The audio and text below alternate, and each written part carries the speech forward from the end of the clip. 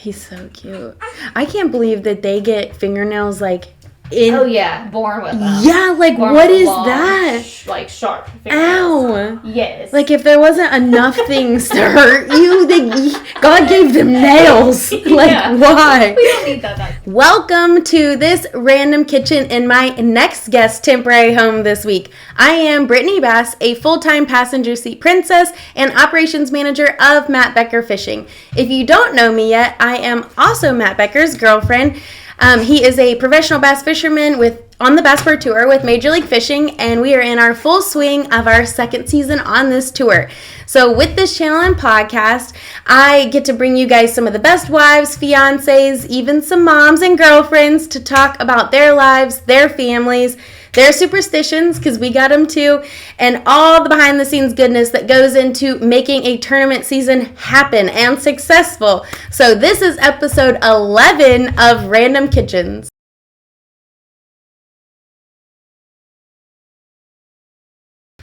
Welcome back, everyone. Today I am very, very excited to introduce you to a brand new boy mom, traveling businesswoman, and professional Bass Pro Tour angler, Gerald Spore's wife. And everyone, this is Maggie Spore. Hey. So thank you for having me in your actual kitchen this week. Sure.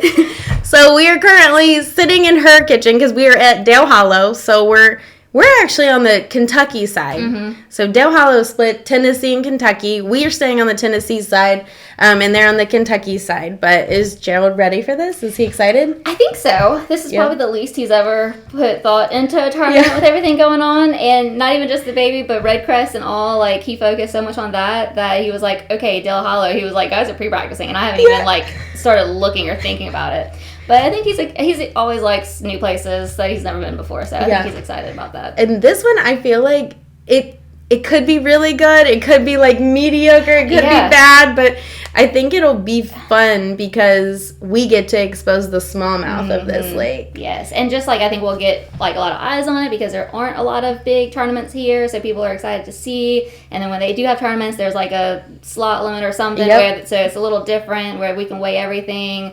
I think it'll be interesting. Yeah, it'll be good. So typically, Dale Hollow weights are coming only from largemouth, maybe a smallmouth or two, but the smallmouth you can't bring in unless it's over 22 inches or under 14 if you're doing a 5 fish.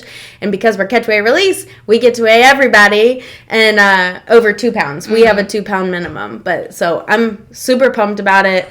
Matt loves Dale Hollow. He hasn't been here a ton, but Dale Hollow is a big part of why we live in Tennessee now. Awesome. Okay. Yeah. So when we came down here 2 years ago for a Toyota series, he was like, we need to look around this area.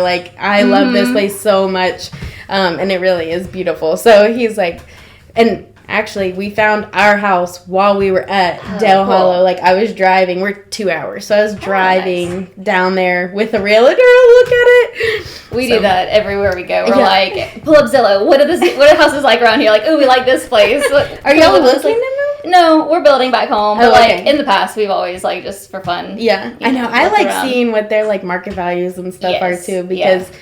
You've probably seen this, an influx of people moving. This is random caveat, but, so, our area is priced, very crazy right now. So I'm what is everything around us doing? Yeah. But, okay, so we're going to start from the top. So for people who don't know you, who are you? Where are you from?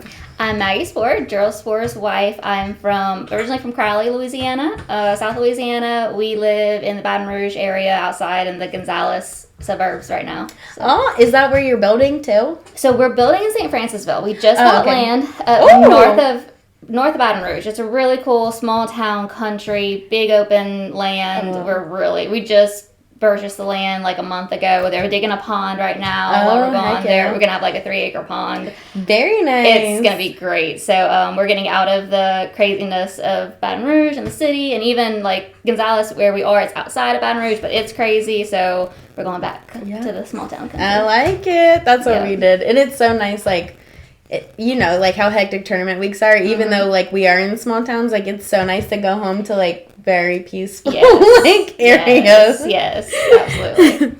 So And that is not a question for you, but so how long have you guys been fishing professionally? So this is Gerald's 9th year on a professional level and my 8th year with him. Okay, and you've been traveling with him the whole time? Yeah, so the first year we were together was his first year on the Elite Series, and I made it to like half of the tournaments. And then after that, I haven't missed since then. Very nice. Yep. I love that. I love this life. So for this episode, we're going to do the life and love story first. We're going to take a little bit of a break and then dive into work and tournament life.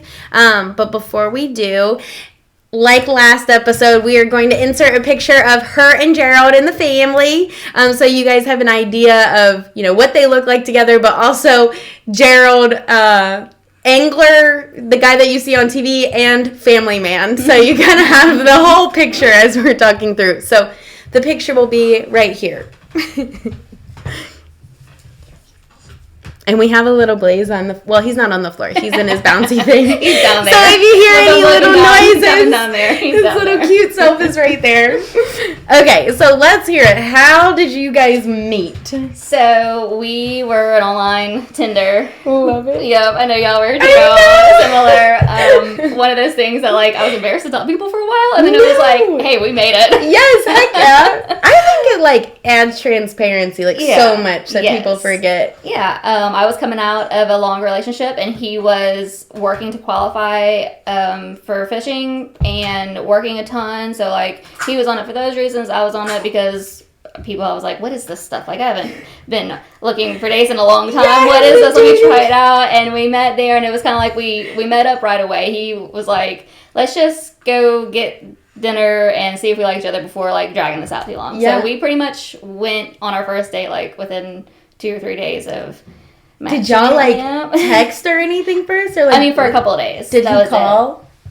Yeah, I don't know. Yeah, I'm not sure if we ever called. Maybe. I think that was my most surprising thing, and I think it's a fisherman thing, that they call. Oh, absolutely. They use the telephone, not texting. Big time, they do. So I remember Matt called me after he got my number. I was like, what are you doing? Are you okay? What is this? Yeah, I don't know if he called right before we met because we met so quickly after matching whatever, but he definitely after that, it was the same thing. It was surprising? And still to this day, even with his friends and stuff, he just picks up the phone and calls them. Just to ask a one question. You could have definitely texted that. Yes, yeah, it is. I don't know if it's a culture thing or what, but it is actually pretty fabulous. It is nice. So is he big sappy guy? Romantic? No. Are you? No. So he's romantic, but not verbally. He's not the mushy tell feelings kind of thing, which I like because that's too much for me. I'm that kind of gets to be too much, but he is romantic in the fact that he'll always hold my hand walking across the parking lot.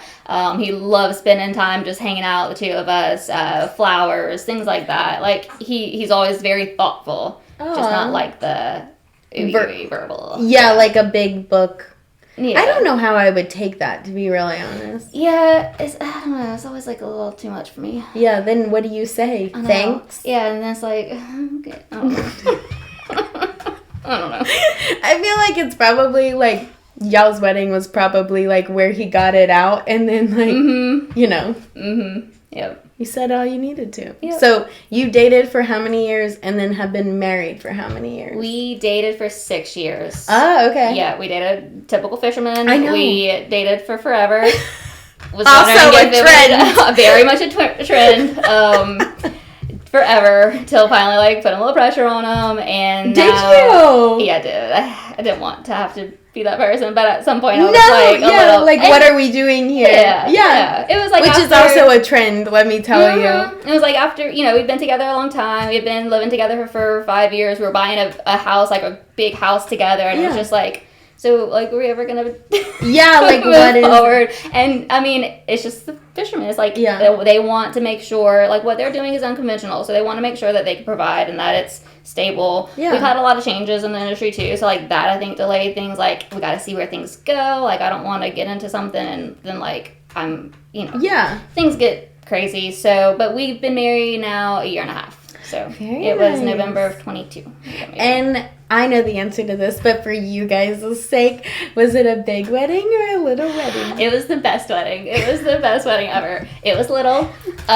We eloped, if you want to call it that. We went to Greece, to Santorini, just the two of us. Planned elopement. Planned elopement. We live streamed it back home so we could invite everybody. But it was just the two of us. But we did have like a wedding planner, photographer, videographer, all of that. So it felt like a real wedding, but just us, which was great. I love it. It was the best decision ever. It's so beautiful. I feel like people forget that your wedding is between the two of you, and they plan for everyone else versus for each other, and you are like committing to each other. You're saying these vows like to each other under God, before Him, because that is like where marriage was created. So like 100%. I love that. I really, really love that. I was all about that, like wanting to make sure it was us and not like doing things for other people what they wanted. And then it was also like we considered doing a small wedding at home, like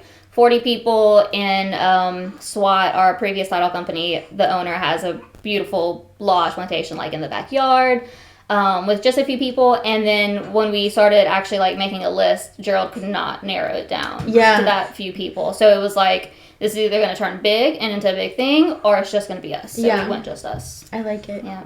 That's so intimate. And it was gorgeous. Like, gorgeous. Tied in honeymoon, wedding all together. Spent a fraction of what it would have cost to do a wedding here, next to nothing. And it was just the best, beautiful memories for sure. Absolutely. Yeah. I love it. I love it. Love it.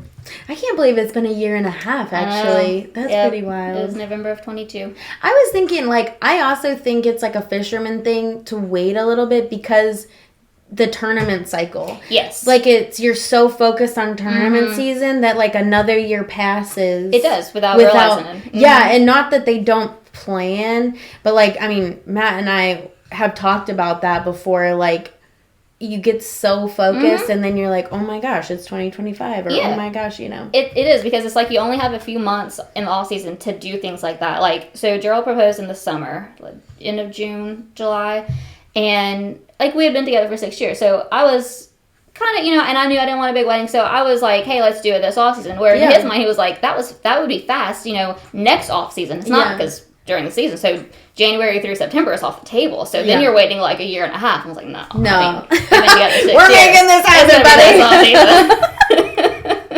I like it. So what's the best part about loving a tournament angler?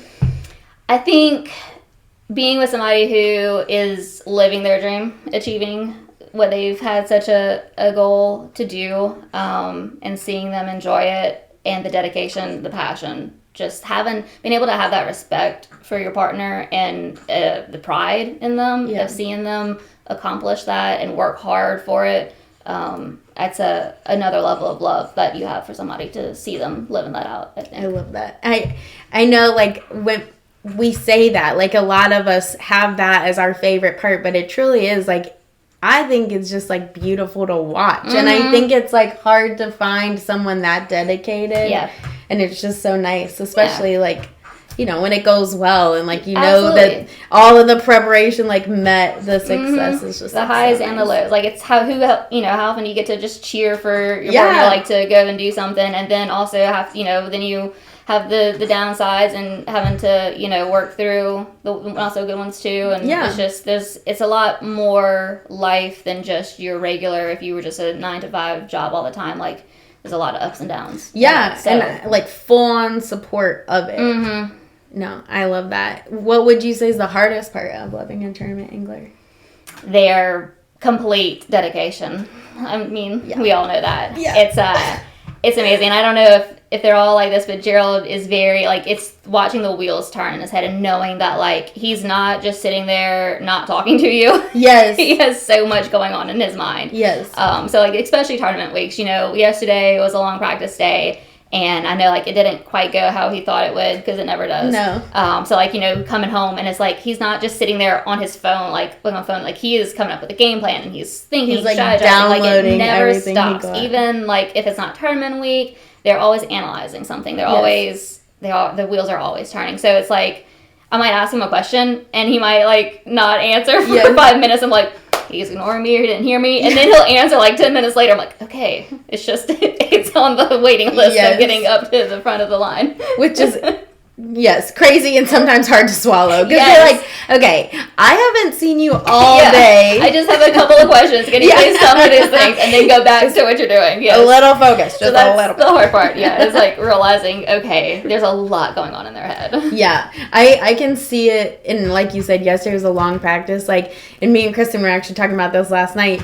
Matt walked in, so I went and picked him up, and it's kind of like, it's like, you know, fluff conversation, not really talking all the way home. And then he comes in, he drops his stuff, like he'll get his boat, you know, completed, and he'll go straight for a shower. And it's like his download time. And then after the shower, he's like, what are we having for dinner? Like, oh, what did you guys do today? Let me see your nails. You know, that kind of, but like he has to get like fully downloaded of all of that excess info. Same. And then we're like good to go. Same. And like, that's why that time is important. Like, we could never be the kind of people that come home, shower, eat, and go to bed. Like, we need that. Red Crest is hard for that because the logistics are hard. So it's like we had to carve out that, like, okay, we still have to have the after everything downloads time. Yes, and still talk. And actually, I think I was talking to Bella about that, like, before you know it, like, the tournament week is done and you, like, haven't communicated on stuff unless you kind of, like, carve it out,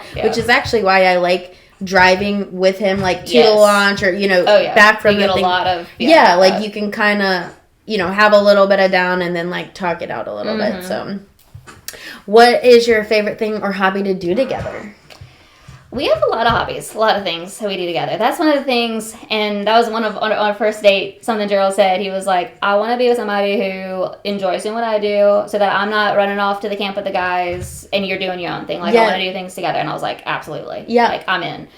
Huge proponent. Yes. Please. I also would like to come with you. I would love to be a part of this. Yes. So, I do a lot with him. We do a lot of hunting, a lot of fishing, traveling. We do, whether it's play golf, you know, whenever we have a little bit of time, which we don't normally, but just... Y'all are foodies, too. We are big time foodies. Yeah. Yeah, we love find a good restaurant, good place to eat, going out for drinks and food and stuff like that. So, definitely that, the hunting, the fishing.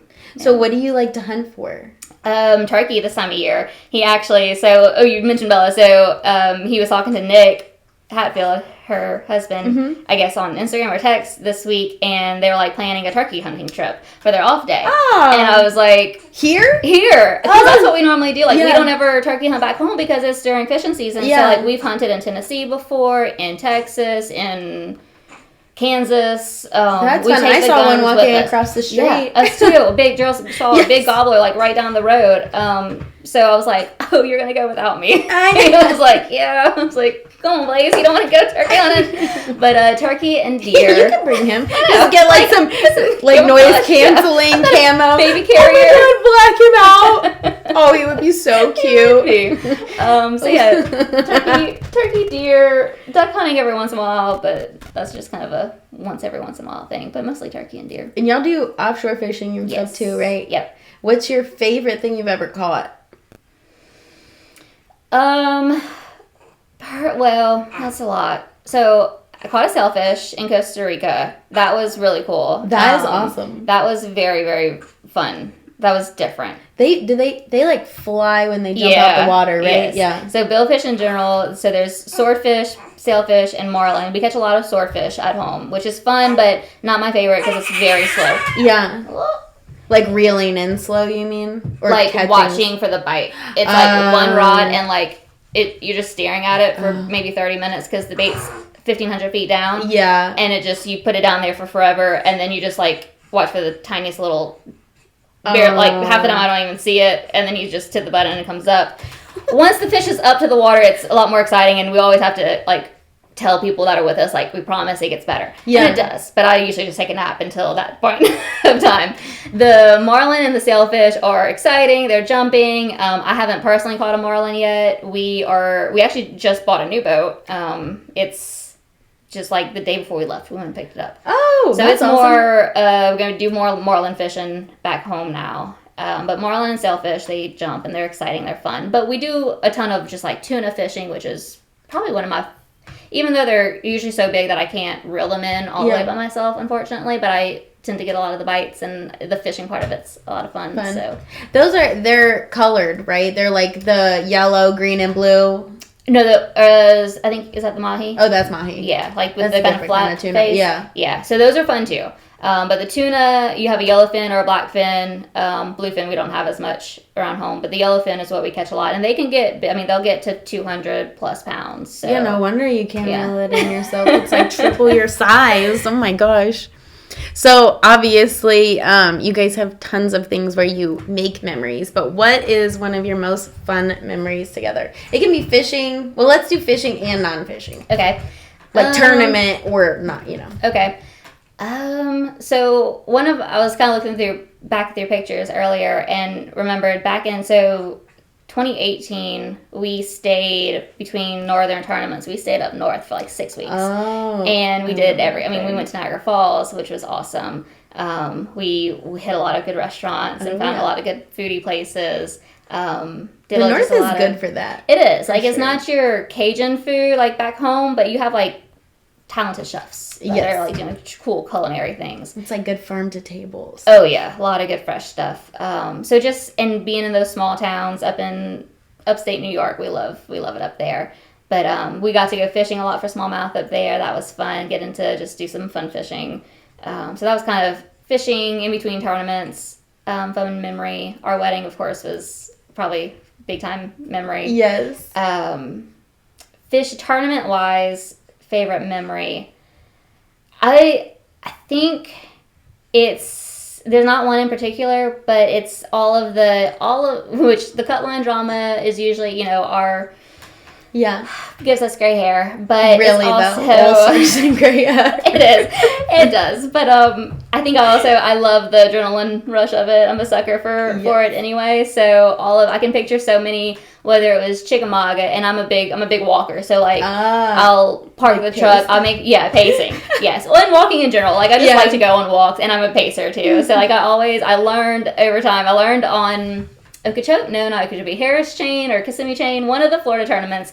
Gerald was way back in the bottom, and in the last 10 minutes just went on a tear and got all the way up into the top 10. And I was driving to the ramp, and like I missed the turn, and I'm just like, I should not be driving right now. This is not safe. But that was exciting, and from then on, I always try to get to the ramp like at least 30 minutes ahead of time because he is consistent he will catch a last minute fish. Like if he's below the cut, I'm always until the last second. I'm like, he might catch one. So like in 2021, we had a lot of those where Rayburn, he finished third, and it was just like being in the parking lot, just watching live, pacing, Okeechobee, pacing around people. And if there's other people in the ramp parking lot, they'll just see me sometimes just walking around the truck, because sometimes it's like an area we don't have good service. Yeah, but you have it. We have Wi-Fi in the truck, so I'm just like walking around the satellite. That's hilarious. So I think all those moments are kind of my favorite. Yeah, I love them. I think like I get just as hype like as he does, and I wish like, sometimes we had like walkie-talkies or something, so I could be like, go, because I'm like screaming at myself. Yes. Like I like want him to like, but so I emoji bomb like his phone, and I have my own ding, so he knows. It's like, oh my God, she's seeing it. Like, let's go. Yeah, Chickamauga was one I remember. We were staying with a friend who lived on the lake, and like the ramp was in the neighborhood, so I was just walking up and down the neighborhood, and like it was one of those tournaments. He was on the cut line. They had the camera on him, and he hooks like a 5-pounder and loses it. And I just remember like being on the street like, those moments, It's so crazy. Mm-hmm. I love them though. It really is. Cut-line drama is the best. Mm-hmm. Oh, best and worst. Like it like on the good side. Yeah. Oh, but it's exciting. But it totally is. So what do you guys do as like your date night? Like obviously traveling, quality time, especially if you travel with people, can be, questionable at best. But, like, what do you guys do as a date night activity? Date night, we like to go out to eat. Yeah. That's a big one. Here, like, at home or on the road. So, this is our first year traveling alone. Just a good place.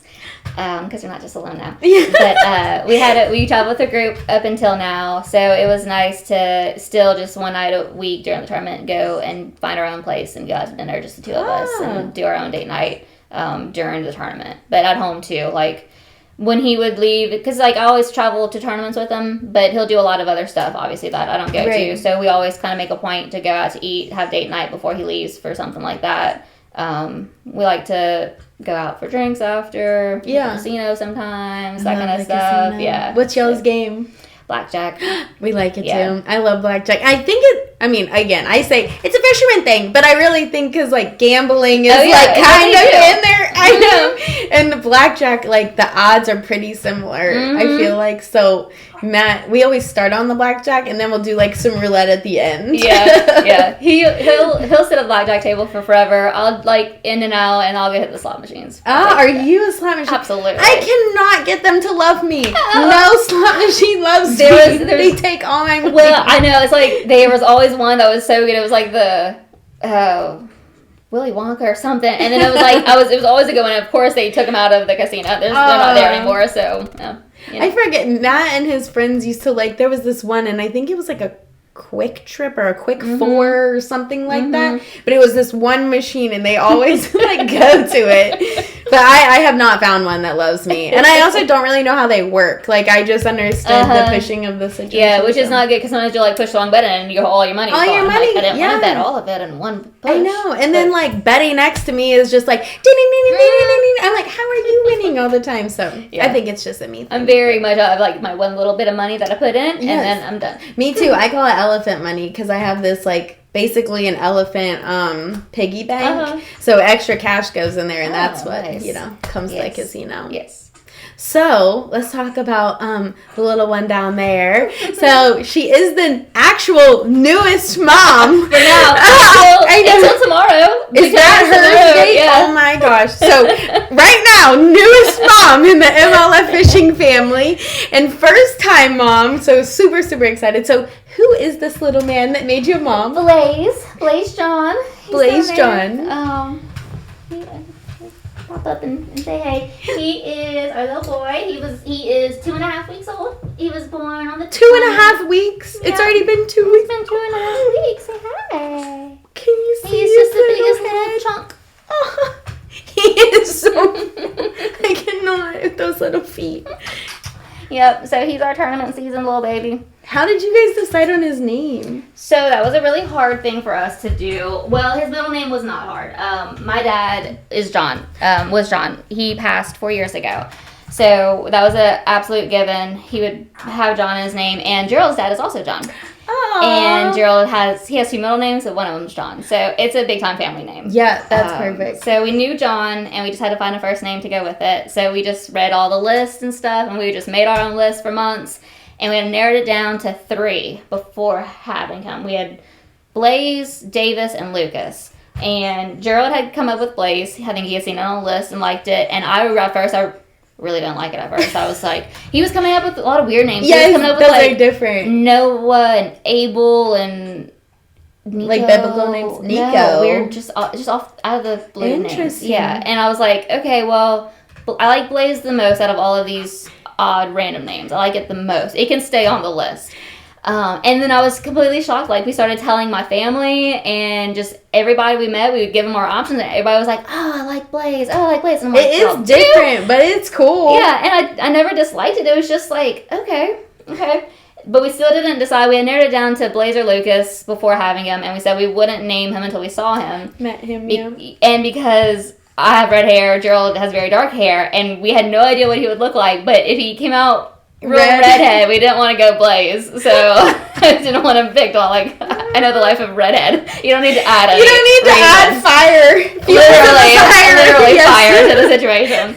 So we waited, and he came out looking really dark, especially like really dark complected. Ton of hair, thank goodness. Yeah. We did not think he was gonna have hair. No, like, I had no heartburn, and the ultrasound at 36 weeks, I asked him, like, can you see hair? And they're like, little bit of fuzz. Came out with a ton of hair and kind of more of Gerald's coloring, and now it's kind of changing, and people keep saying they can see some red in it, and I'm like, I don't know. Maybe, but as a redhead myself and looking at my baby pictures, he looks nothing like my coloring. I think he has some of my features, but not my coloring. So he might turn out a redhead anyway after being named Blaze, but I don't think... It could be fun.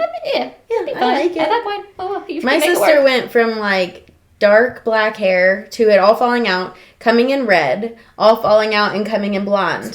That's crazy. Yeah, I know. I'm like, how? I mean, those are genes, right? They're like, what, phenotypes or whatever? Like, they are so traits. Like, have all of them. How? I know. How do you do that? Yeah, we had some family that same thing. They came out real dark and fell out, came back blonde. So I'm like, well, I guess who knows? He's got options. Yeah, we'll see.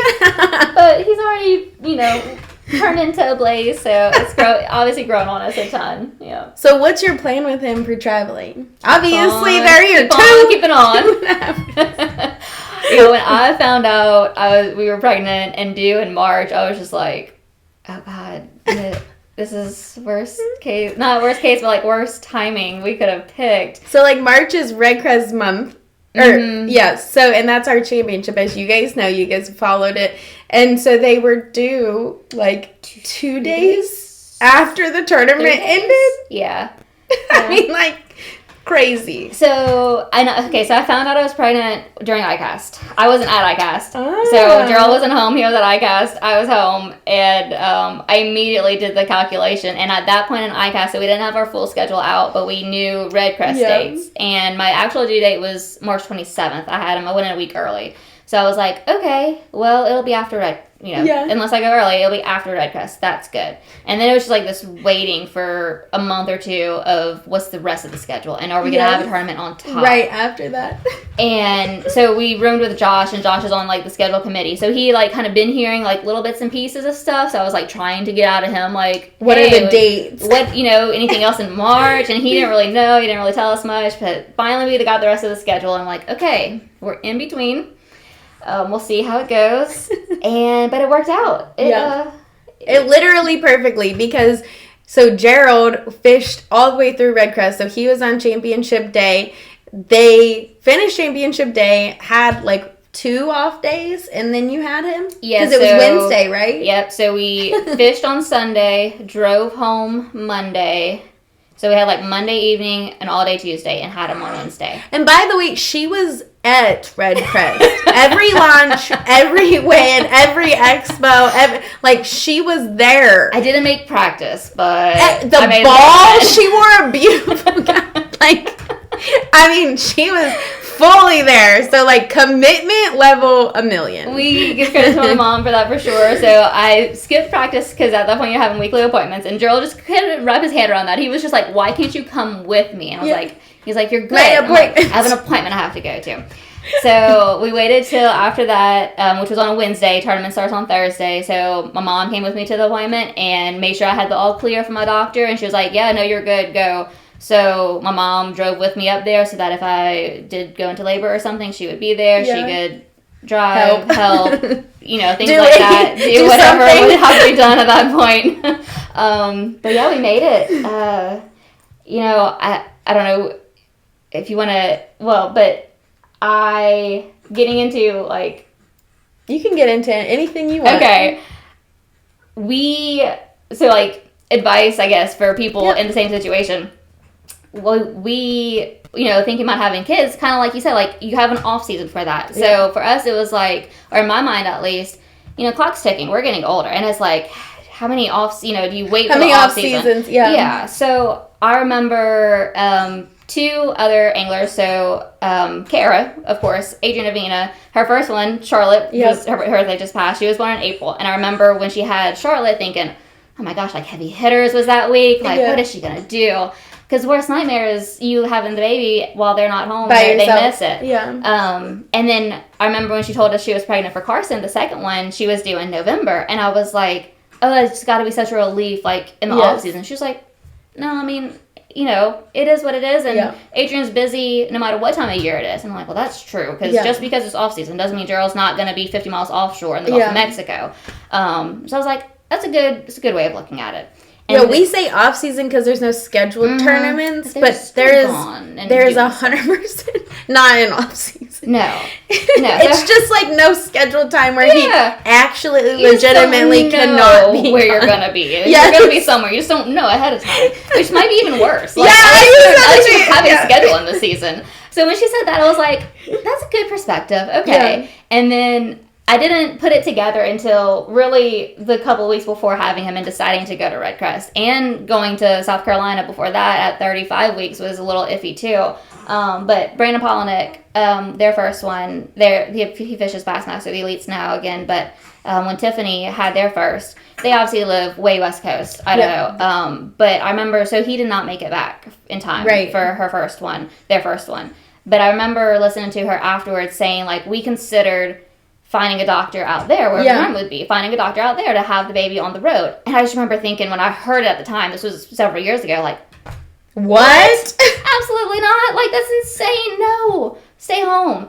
And then when it came down to it, when it came to deciding to go to the first, well, Toledo Bend was close to home, and I was 8 months. It wasn't as close. But going to South Carolina and going to Red Crest, it was, because, like, our parents were like, we're going to have a baby potentially in another state. And it was like, if my option is having the baby at home by myself or having the baby in an unfamiliar new hospital, but Gerald could be there, whether it's like right at the moment or he'll be there that afternoon, 100% find a doctor wherever you are. Yeah. Like, there are good doctors everywhere. They're all doing the same thing basically. So go. I mean, I called for both South Carolina and Birmingham. I called hospitals, had my records there, had it all planned out. Like, hey, if I go into labor, I'm coming here. This is what we're doing. This is me. Yeah. Hello. My life is crazy, which I actually love. Like, she is a huge planner, and probably, like, very, very helpful, you know, on a Gerald perspective with that. But, like, planner to the max, so having it all organized. And I'm glad that you said that, because that was going to be my question. Like, would you recommend to a new mom in this situation to be open to things like 100%. That? Like, were you very comfortable with it? Yeah. I mean, I wasn't at first. I didn't think I would be, but 100% yes. And that's part of this life in general, being comfortable with flexibility, doing things, whether it's in the kitchen, of like, hey, we don't have a pot that I need here. I'm going to use a random thing that does not actually use for this. It's not supposed to hold water or do this, but we're going to make it work. Or it's going on the road. And it's like, you know, you make it work, and 100% it's worth it to make, you know. And as a planner, that's hard. Yes. But, and I think I gave myself, like, the thought process of, Gerald kept saying, well, you know, you're going to make all of them you can. You know, we're going to do whatever. In my mind, I was like, South Carolina's iffy. Red Crest, I mean, maybe if he's in contention, I'll get there. Del Hollow, no. Yeah. We'll get back by 5 weeks at Eufaula. And then it was like, once I was scheduled for a C-section, and it gave me 15 days at home, right at the 2-week mark. And I was like, okay, we'll see. And I'm still thinking, like, I mean, who knows how you're going to feel after. Yeah. Thankfully, within a week after, I felt almost 100% back to normal. So I was like, all right, let's go. My pediatrician And it was a planned C-section. It was, yeah. Because and I feel like that gives you a lot of, like, organizational flexibility, but, like, self-flexibility. Yes, we kind of had an inkling of suspicion that it would be from the beginning. He was measuring really large, and I'm not large. She's very tiny, and he was supposed to be like 9-something. He was 9-something. And they knew from pretty early on he was measuring that big. So we didn't get confirmation until like 3 weeks before, but I was hoping, like, what am I going to have to do to convince them? Like, even if he's not looking so big, we're going to have to do this anyway, so that my planning heart can have some peace. But, that 36-week mark, he was breached, too. He never went head down, so it was like a guaranteed C-section. Yeah. So that helped, for sure, with planning. I know the first year comes with a lot of milestones, obviously, as they're, like, doubling in size, tripling in size. Yeah. So what are you and Joe most excited about to experience with Blaze this year? Just bringing him everywhere and showing him all the things that we get to see. Yes. Like, our first stop on the way up here, our first gas station stop was the NASA exit. So we were, like, joking, like, oh, we need to go take a picture with him at the exit, at the rocket and stuff. So just get him like a little tiny helmet. Yes, all of that. I want to get him one of those maps. I had one when I started traveling with Gerald where you scratch off the states you've been to. So I did that for myself, all these years. But I want to get him one. That would be awesome. So we can check off Tennessee and Kentucky this week. And, by a year, how many states. We laughed at already. Like, before he was born, while I was pregnant, we were in Michigan at the end of last year. We went to Cabo. We went to a bunch of different states. So he's it was well traveled. Without traveling. Yeah. So you know, that's kind of the fun part. We're just like, you know, and we go to a lot of the same places nowadays for tournaments, so it kind of gets redundant. So I'm excited this now with him. It's like it makes every place new again. You get to see it differently through their eyes and doing things with them, showing them things. So I'm really excited about that part. It'll be really fun when he's like up and into things because you can go to like the gem mining things and like all like mini golf. I love all of that. We were a tourist family for sure growing up. We did all those things, and he will too for sure. We were on the way up here to Rock City. So like we have home videos of me when I was like 3 or 4 at Rock City. My niece and nephew when they were little. Me and Gerald went a couple years ago. And they have the whole little ferry area. Yes, so like I can't wait till he's like that 3-4-year-old age. We were definitely doing Rock City. Yes, 100%. He has to. You have to. I love it. I love being a tourist, even in like your own town. Like, I think it's so fun. So, what is something looking back that you think was very helpful that you did that you would recommend to new moms? And I know we kind of mentioned it with like the being able or like open-minded enough to go to different places, but is there anything else in particular do you think like the walking helped or like? Yeah, probably just staying active, staying walking, getting connected and advice from people who have done it. That was a huge help for me. So anybody in that situation, reach out to me or any of us, because like Kara... Did you just like, DM them and be like, I am now pregnant. Yes. What do I do? Yes, absolutely. And it was, I can't tell you how many things I have or have done because Kara Avina was like, this worked on the road, this didn't. Things you don't think about, like the monitor situation. I was looking at all the fancy Wi-Fi monitors, and she was like, don't get a Wi-Fi only monitor because your Airbnb might not have good Wi-Fi, and you want to be able to use your monitor. And I was like, that's actually really smart. I know, I didn't even think about that. So definitely reaching out to people who have been here, who have done it, that was a huge help for me, and definitely recommend. I love that. What are like your top 3 things that you would recommend that everyone like put on their registry or consider putting on the registry that you may or may not have like thought through? So the monitor thing is just, you're going to have a monitor. So if you're traveling, get one. Mine does both. It does Wi-Fi and whatever the non-Wi-Fi term would be. Yeah, like a Bluetooth. Yeah. Where it just, all I did was plug it in when I got here and it connected. And I did, so they make them with 2 monitors if you have like 2 kids, and I got that one and I was like, well, I don't know how much we'll use it, but it's nice because we have one mounted at home that stays on the wall and then the other camera we bring with us. So that was a cool feature to have. We have a duplicates of a lot of stuff like that because you don't want to be having to our turnarounds are so quick. We might be home for 5-6 days and back on the road, so it's everything in and out the truck. Leave what you can in there. I got a lot of collapsible, foldable stuff. Like, we got the Mockingbird bassinet that they can sleep in, and it folds flat. The stand folds flat, and it's overnight sleep safe. So that's what he sleeps on at home and on the road. Sound machine. I'm surprised I don't have. I guess, we didn't want the sound machine going during the video. But a little tiny portable sound machine. I wish I had 3 of them because I bring it with this. It goes on the car seat. It goes in the bassinet. It goes when I change him. It's great. This little ergo baby chair. Is this one of his favorites? It's like a little bouncy chair. Yeah, he uses the gravity and his weight to bounce slowly, soothe him. But those are good things. I would not have thought about them. What do you think about and this is random caveat, but like portable pumping stuff? Pumping is my life right now. Yeah. My life. I have a lot of sets. I did not realize till we got here I did not have a dishwasher. Here, my life, the last 2 days I've been washing bottles and pump parts. But I have 3 wall sets and 2 wearable sets. And it's just like, so you're not having to wash them all the time. Mm-hmm. So you recommend getting lots of those? Yes. Yeah. Okay. You have the one, like, main one. Machine. But the parts to it, the things you have to wash, they're not expensive. So just get multiple parts. And then if something happens to one, you can get more. Yeah. Or you have backup. But it's just to cut down on the washing every 3 hours. Yeah, because you're supposed to wash it every time you use it. So it's just like, so I'll use one that would be kind of put in and grab the next one, or like you can put them in the fridge, like on a fridge hack, that kind of thing. But still, I mean, it worked so our truck has a full wall outlet, so we just pumped in the truck all the way here, and it worked out. Yeah, that's fun. Yeah, it works. Like, hey, this works. So being portable, being mobile, very important. So all about flexibility, right? Flexibility, yes, always. Do you guys also have pets you travel with? Oh, yes. We have our cat, our first child and love of our life. So his name's Hurricane. He's a black cat. And Gerald rescued him from Hurricane Laura in Lake Charles in 2020, August of 2020. He had to have been born during the hurricane. He was 4 ounces by himself, no mom or siblings around. Gerald just heard him crying. I wasn't with him for the cleanup that day, but he heard him and the people he was with, they grabbed him. He ended up taking him home.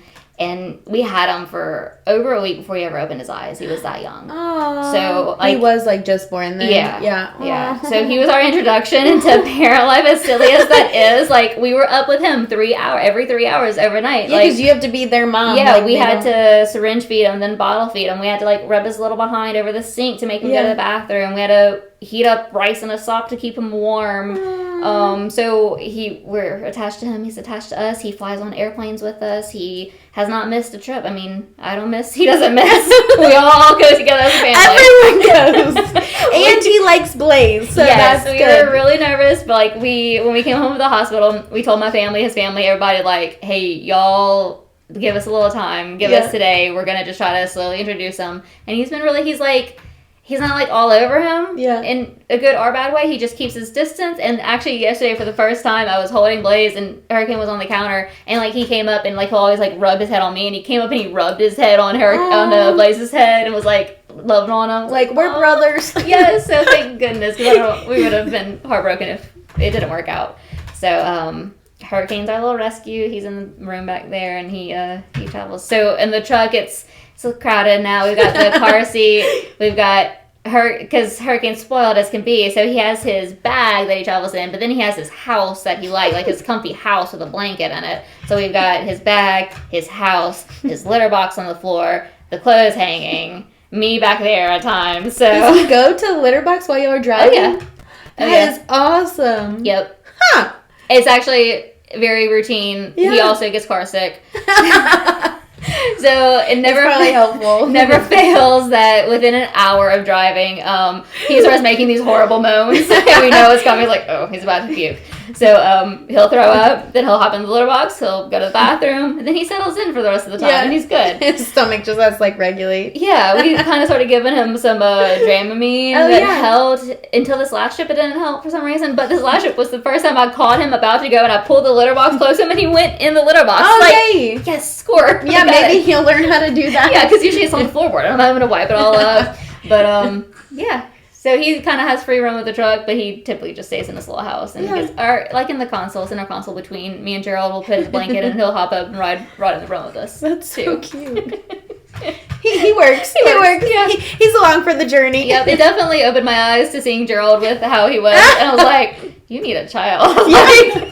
You need a baby. You are spoiling a cat. Let's spoil a child and a cat. Yeah. So for a new lady coming a part of the fishing family, what is your best piece of advice for them? Overall advice. It doesn't have to be mom. I mean, we've been talking about the flexibility. That's a big one.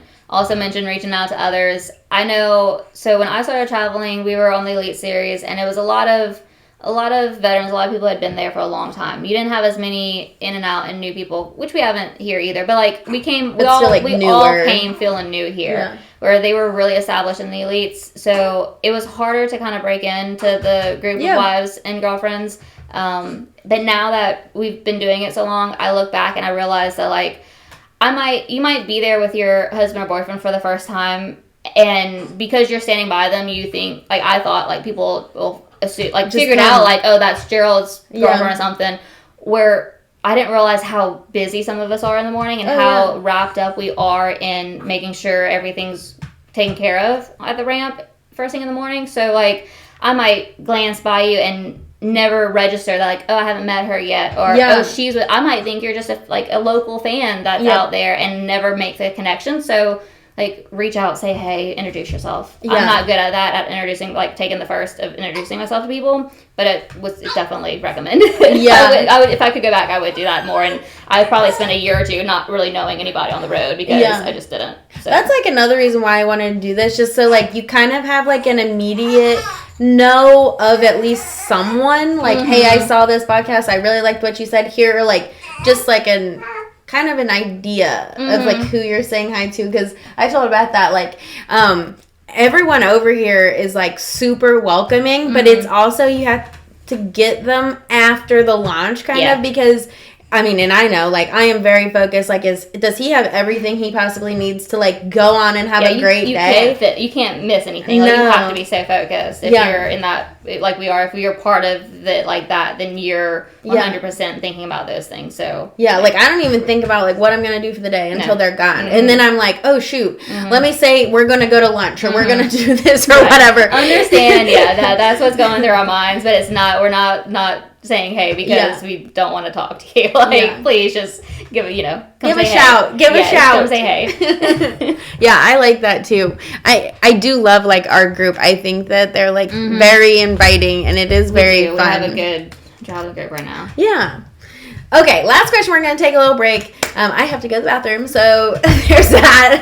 But if we had a wax fishing tournament, which wife or girlfriend do you think would win?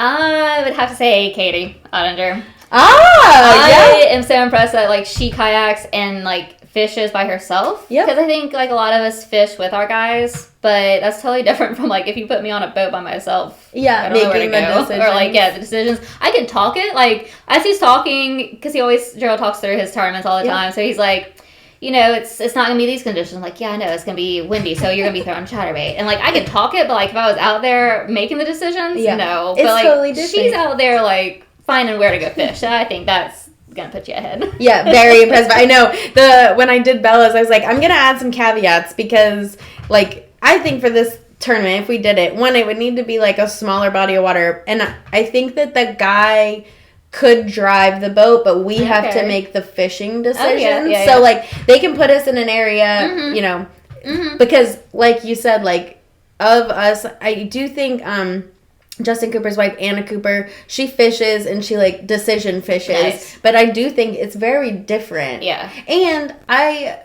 think I was talking to Kristen about this. Like, I know what Matt is looking for, but I wouldn't know how to begin to find it. Like, I know it when I see it. Yeah. And he, I see it at the same time he does, or at least in my mind, I think I do. Mm-hmm. But, like, he has gotten us there, And then, like, I might be able to catch the fish and make the cast, but like tying on the baits and that kind of stuff, no. Yeah. So like, oh my gosh, my knots. They'd be like 15 grandma knots. My bait would like run sideways because it's like got this like nice little bush of knots. Yeah.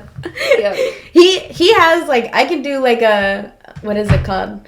A clench, maybe? The FG. Oh, yeah, that complicated, crazy one. Oh, my gosh. You can't speak to them while they're doing it because they're counting how many times they're spinning it. Yeah. No, but I think Katie would be a good one. She would be hard to beat. Yeah. Okay, we're going to take a quick break, and then we're going to come back and go into tournament and working life.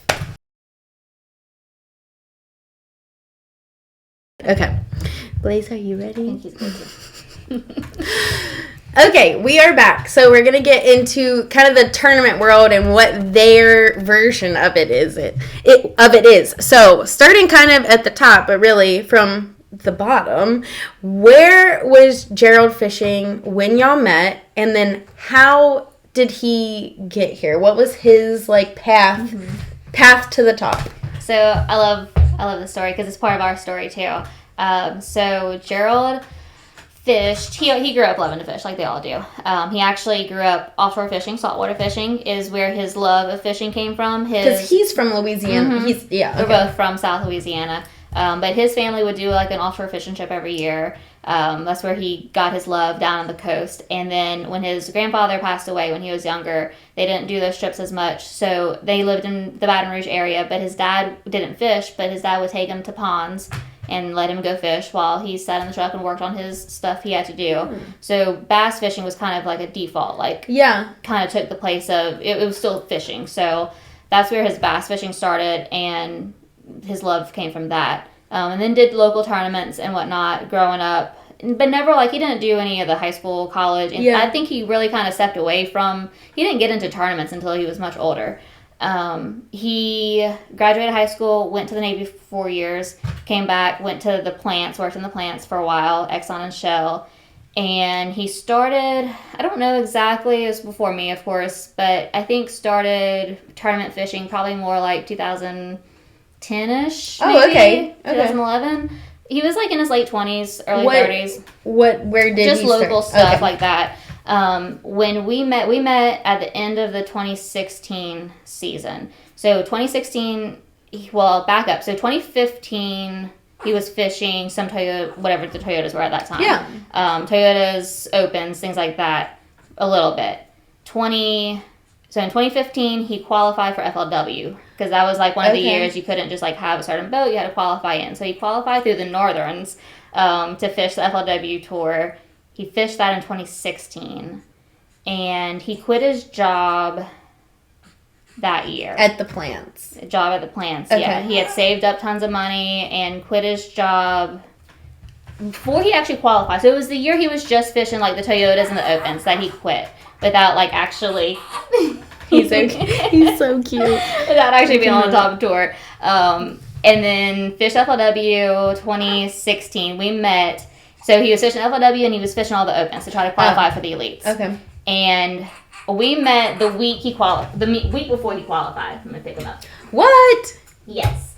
So, it was one of those years that an Open had gotten delayed for weather. Yeah. And so it was pushed back to October. Yeah, we met in October. And, hey. So when we met, like, our first date, he was practicing for the Open, like, the week before the tournament. Where was the Open? It was at home. Oh, okay. So he qualified through the Southerns, and the last tournament was at home, or, an hour from home. And so he was in the midst of tournament week, and I know he said it, but I had no idea what that meant. Yeah. But within a week of us meeting, he fished that third Open, and he qualified for the elites. I mean, that's right when we met. Good juju on you. Right. It seemed like it. So that was end of 2016. So he fished the elites in 17 and 18, and then Major League Fishing in 19. Formed in 2019. Yeah, and so we've been doing that ever since. Very nice.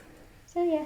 Dang, that is really good juju, I feel like. It was cool. It was we definitely got thrown all the way into it of like, okay, this is, and so I don't know how you are, but when it comes to points, like figuring points throughout the season, I'm a numbers person, a math person anyway, so I'm constantly like trying to figure out the points before they come out. I had an Excel spreadsheet. Oh yeah, hey, for sure, me too. I have that Excel spreadsheet.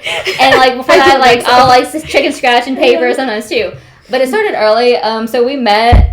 And then, like, the week later, he's fishing this Open, and he had explained to me, he was in the top 5, and the first day he didn't have a good day, and he was going to have to be... So, I'm watching weigh-in, and I'm, like... numbering these it people out. are ahead of him, these people are below him, and, like, I'm figured out. I think he made it before, like, he ever got off the stage. Like, I know you're good! I was immediately full on, yes. like... A lot. Yes. I mean, I think that's, like, a good sign, too. Like, same, like, jumped in 2 feet, like, all right, like, we're diving in, because I don't think this life really, you can toe tap it. Mm-hmm. No, it's either, like, because they're full on or not. Yeah. So, you're either full on or you're not. And either way, it works. Yeah. Right, if you're not, like, that works, too. Mm-hmm. Because some people, like, have very successful, very separate things. Yep. But I feel like the in and out, it makes the routines harder. Yes. So, like, their tournament routine and then, the home routine, like, that all more difficult. Definitely. Which obviously can be done. It's just, like, it's different layers. Mm-hmm. But yeah, so in 16, he qualified. That week we met. And then, so he was still working in the plants at that point, but he was working as a contractor. And since he was fishing FLW, he had worked out a deal with, at the time, it was his title sponsor that he only had to work in between tournaments. Like, they worked with his fishing schedule completely. That's nice. Yes, but the off season, right after that last tournament, they said, hey, we need somebody to go to Kuwait for a job for a month or 2. They didn't really know how long it was going to take. And that was right after we met too. So like a month after we met, he heads to Kuwait. The Middle East for a month, and we just kept talking. Did you go over there? Oh, that would've been awesome. No, heck no. But we kept talking and hanging out, FaceTime and stuff while he was gone, and that was how he paid his entry fees the first year, was that, that he was getting paid this crazy rate for going over there. Yeah. So he mailed his first entry fee check from the Middle East, and that was kind of how he was able to do it all. That's awesome. But and then we started the 17 season with the elites, and like I said, I made it to about half of those. There was a couple back like near home, so those were easy to just like make a trip and go, because we took things really slow in our relationship at the beginning. So we were like not, kept things really casual, I guess you could say. Yeah. But I remember it was middle of the season. They had a tournament in Arkansas, which is like 6 or 7 hours from us, and I wasn't gonna go.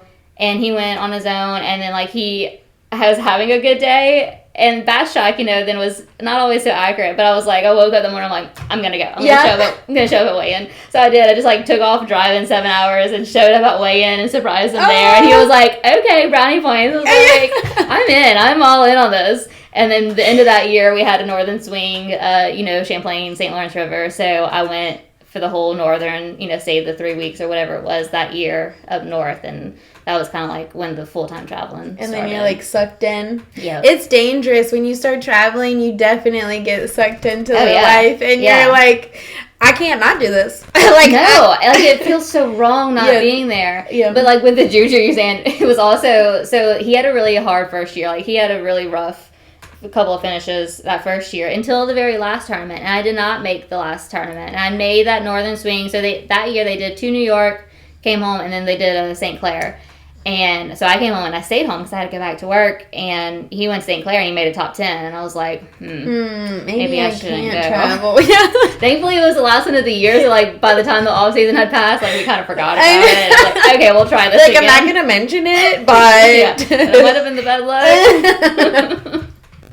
Anyway. So did he always want to be a professional bass fisherman from like starting with the ponds, or did he, like, I know you said he took a little break and then went back, like when did that trigger switch he's like, I want to do that? Like all the other guys, he grew up watching it on TV. He definitely, I think when he was younger, he watched on TV, he wanted to be a professional bass fisherman. I think, like, he has school projects when he was, really, really young, saying that's what he wanted to do. I think it was more like him, like, high school, going to the Navy, coming back to work, it was kind of back burner and not, like... Yeah. And I think he was also, he knew he didn't have a way to do it other than to... gain some capital first. Yeah, absolutely. Yeah. So he knew that was part of the process, but it was always there. Yeah. It was definitely something he always... It did, from the offshore, become his dream and his passion from there. But it's still, like, and now, the bass fishing has become more of, now that we're doing it a while, it's a job, it's work. So the offshore fishing has maintained and stayed our fun fishing and our enjoyment, our hobby. And while this is more, like, he doesn't bass fish when we're home. Yeah. It's a tournament thing only. Okay. Yeah. So, do you guys Airbnb it, hotel it, or camper it? And... has that changed? So we Airbnb, and we always have. We used to be with a big group of guys. We were with Josh Bertrand, James Elam, and Roy Hawk. That was since Major League Fishing started. Before that, we got Airbnbs, and we stayed with Seth Fighter when we were with the Elites. We roomed with him. So we always had a group that we stayed with. This year, it's just us. Oh, and I was thinking during the break, too, that's another piece of advice for a new mom traveling. It's great to have your own place. Don't get the smallest place. Like, just because it's just y'all, don't get a 1-bedroom. Yeah. We have these 2- and 3-bedroom places, and if you've noticed, we are on opposite ends of the house. I mean, it's not the best thing, but with a newborn, he's over there on that end. I have all the baby stuff and all the cat stuff spread out in this side of the house, and then at night I'm over there. So if he's crying in the middle of the night, I'm not waking him up on tournament morning. So just having the room to spread out is huge. Big time important with traveling with a new baby.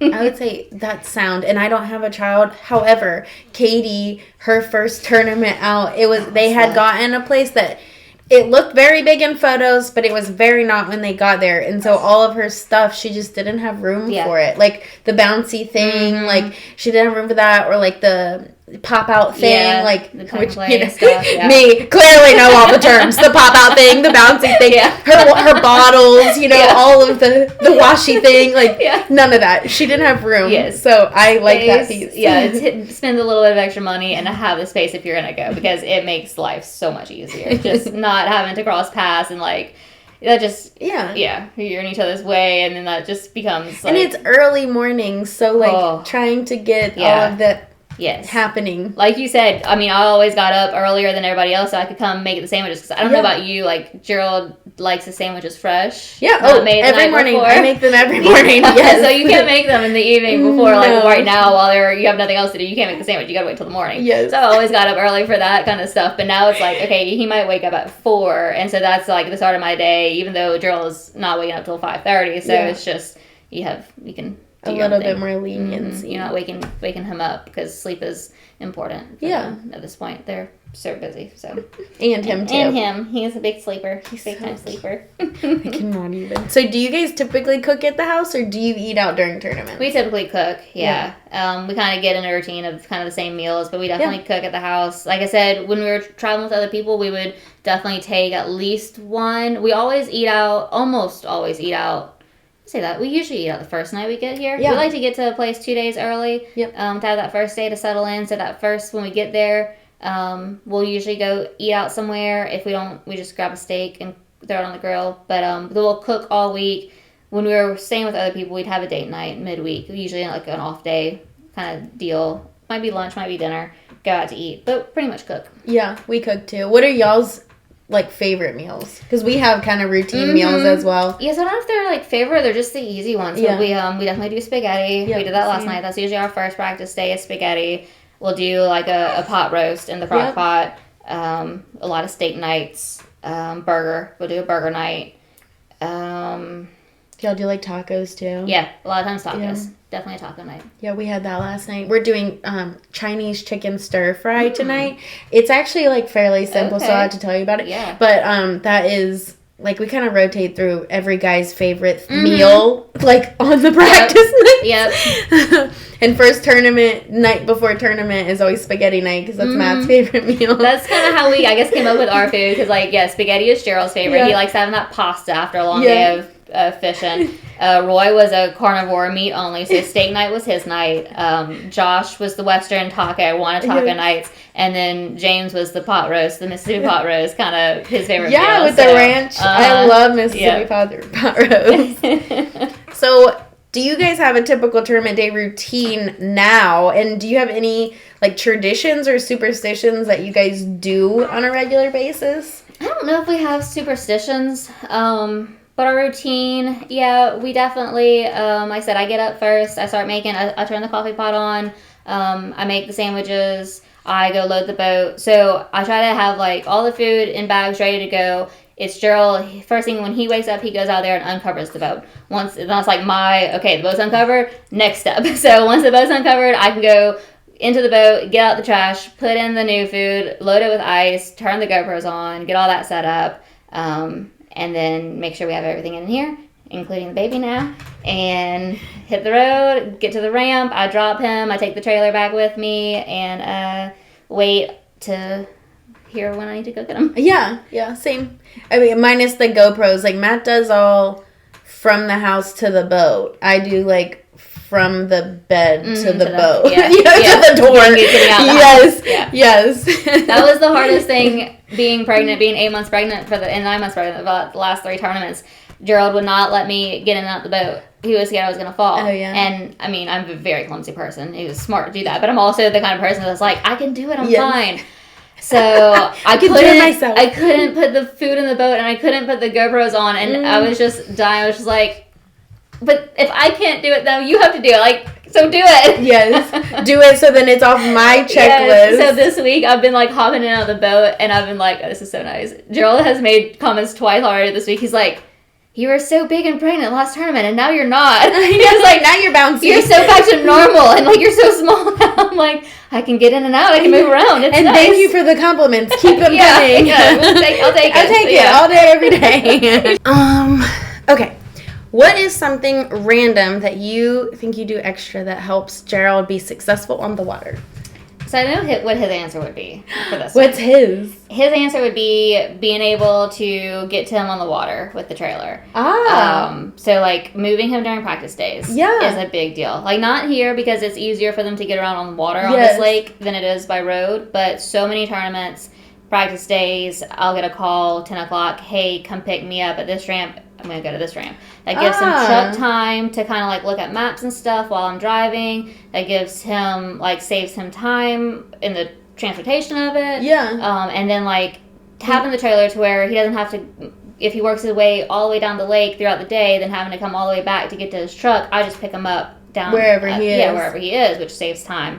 Makes the end of the day faster. And then tournament days, same thing. I always watch him on Live 360, and I'll know where he ends his day, and I'll find a ramp closest to him there. Instead of going back to official takeoff, I'll pick him up wherever he is. So he doesn't have to worry if the weather's getting bad or something. Like, even if they don't put a trailering policy in place, we can get him at the end of the day. Right. So him knowing that I'll pick him up wherever he's at, I think it takes a lot off of his mind, and then I always show up with a drink for him too. So that's like his favorite. That's probably one of our little routines. Like, I always usually like Crown and Coke is his go-to, or some kind of whiskey and Coke. So I'll always have a drink for him in the truck. Oh, that is so fun. Yeah. I like that. Normally I bring like snacks, but I like the drink. Mm-hmm. That's very fun. Yeah. Little things. I feel like I do a lot of random little things that just like would not really make a difference. But like, have, like made its way into your life, but you couldn't imagine not doing them. Yeah. Like tiny things like, so I don't drink the coffee, but I make the coffee, but not just that, but like when we get there the first night, I always like open, like the peely thing on the coffee creamer. Like, I open the coffee creamer. I open like the mayonnaise bottles, because nobody wants to do that at 4 o'clock in the morning when you're tired. So like the night before, I try to make sure all of those things are open. So it's just like, so in the morning the coffee's ready. I have the creamer on the counter with the cup and the spoon for him to just make it when he's ready for it. That kind of little stuff. I love that. I love my little things. Mm-hmm. Like I love doing them. I think he appreciates them. I know he does. Mm-hmm. Like, I love the little things. I do too. That's why I like to ask that, because everyone does, their own version of little things. Or I wouldn't even, they're big things. They are big things, but, all these different, like, little routines, but it's always fun to, like, see what other people are doing, too. Yeah, I said on one of the things, like what you just said, you're setting out the creamer, the spoon, and the cup. So not that he can't do that, but, like, the taking away the, like, mental load of that. Like, Matt, like, I always pour him, his coffee before he comes in, because he likes it cold, know? So, like, like, I love those little things. I think it makes, like, a huge difference. Oh, yeah, definitely. And then, obviously, he does it for me in ways, because I'm not a detail-oriented human, so. Yes. So, he works on that stuff. But I love that. I think that's great. So, what is your favorite thing about this world now, coming into it? I mean, the traveling for sure is a huge thing. I love traveling. Again, our first date, when he was explaining to me, like, oh, I'm trying to qualify for this and that, and he's like, and I spend every summer in New York. I'm like, okay, cool. I'm in. Again, I'm in. Sign me up. So I love the traveling, getting to see new places. I love when we come to new places, like this week. So we haven't had a big tournament on Dale Hollow, so we hadn't been here before. So that was one of the things, like, motivating me, too, to come, if possible, after having him. Like, if I'm going to miss one, I don't want it to be Dale Hollow. I haven't been there. And it's such a beautiful part of the country. Just seeing other parts of the country, seeing the world all the time, living on the road. So, life on the road for sure. We don't stay, even on the off season, we don't stay at our own house for more than y'all either. I mean, none of us like do a week. A week tops. Yeah. So, we like to be on the go. New places. So, that's my favorite part. I love that y'all are still like that, too, because Matt and I talk about that. Like, I don't ever see us slowing down or wanting to slow down, and I'm glad it's like a mutual thing, but I'm glad that you guys have been doing it, and it is very, like, because that's always, something in the back of my head, like, is he ever going to get to a point where he can't do it? But he's like an Energizer bunny. So I don't think so. And even if it's not fishing, like, I don't think we'll ever slow down in the traveling part of it. Yeah. We'll always be doing something like that where we're going like that's that. Everywhere. I don't ever see us staying at home for weeks at a time. No. There's no way. I mean, there's just not, like, never. you know how many extra, like, parts of our house would be built if I had kept Matt at home for longer than 2 weeks. I mean, like, I don't think that the world can handle him for longer than that. So. What do you think is the biggest misconception about this lifestyle? I mean, I'll say it, that because we're on the road, we're on vacation. Yes. We're not on vacation. No. A lot of times we're in these beautiful, awesome places, and then it's like, man, we were so close to all this stuff, and we didn't go see it. We didn't have time to go do it. So, like, you have to learn to appreciate the beauty and where you're at. Yes. Like, just because we're in Tennessee doesn't mean we're going to go sightsee. Like, we were saying, we love being tourists, and we do, but... Especially, and that's something that maybe we were better at the beginning, and we're not anymore. And hopefully with him, as he gets older, we'll get back to, like, making the time to go down on off days, because we've really gotten in the habit lately of, like, off days are just service yard, tackle, content, and not going to do stuff. But we're not on vacation. Yeah, no. I get home, when I was working, like, in person before, I'd get home, and it would be like, I'm like back to work. Yes, because it's so much calmer than here on the road. Yeah, you're getting more sleep than when you're on the road and stuff like that. Which I do like that our home is vacation. Like when we go home, it's more of like it's still work, but it's like more of where we take our breath. Yeah. Versus others go away to take a breath. You know. That's a good point. So I do like that part of it. Do you think that people in y'all's life understand what you go through during a tournament week? Some do, some don't. Yeah. It was cool having my mom at Red Crest last week. Because she could see She got it, yeah. Well, she's always gotten it, but she really saw it and got it. Is that the first time she's been there for, like, the full shebang? For the full shebang, yes. Yeah. Her and my dad had come to a couple before, but not, they were just, like, it was close ones to home sometimes, and it was just, like, come for weigh-in, and the next day, she never, like, done the early morning to the late night. She was, like, launched, like, through she did Expo. Everything. Like, she was with me for everything, so she really saw, like, that...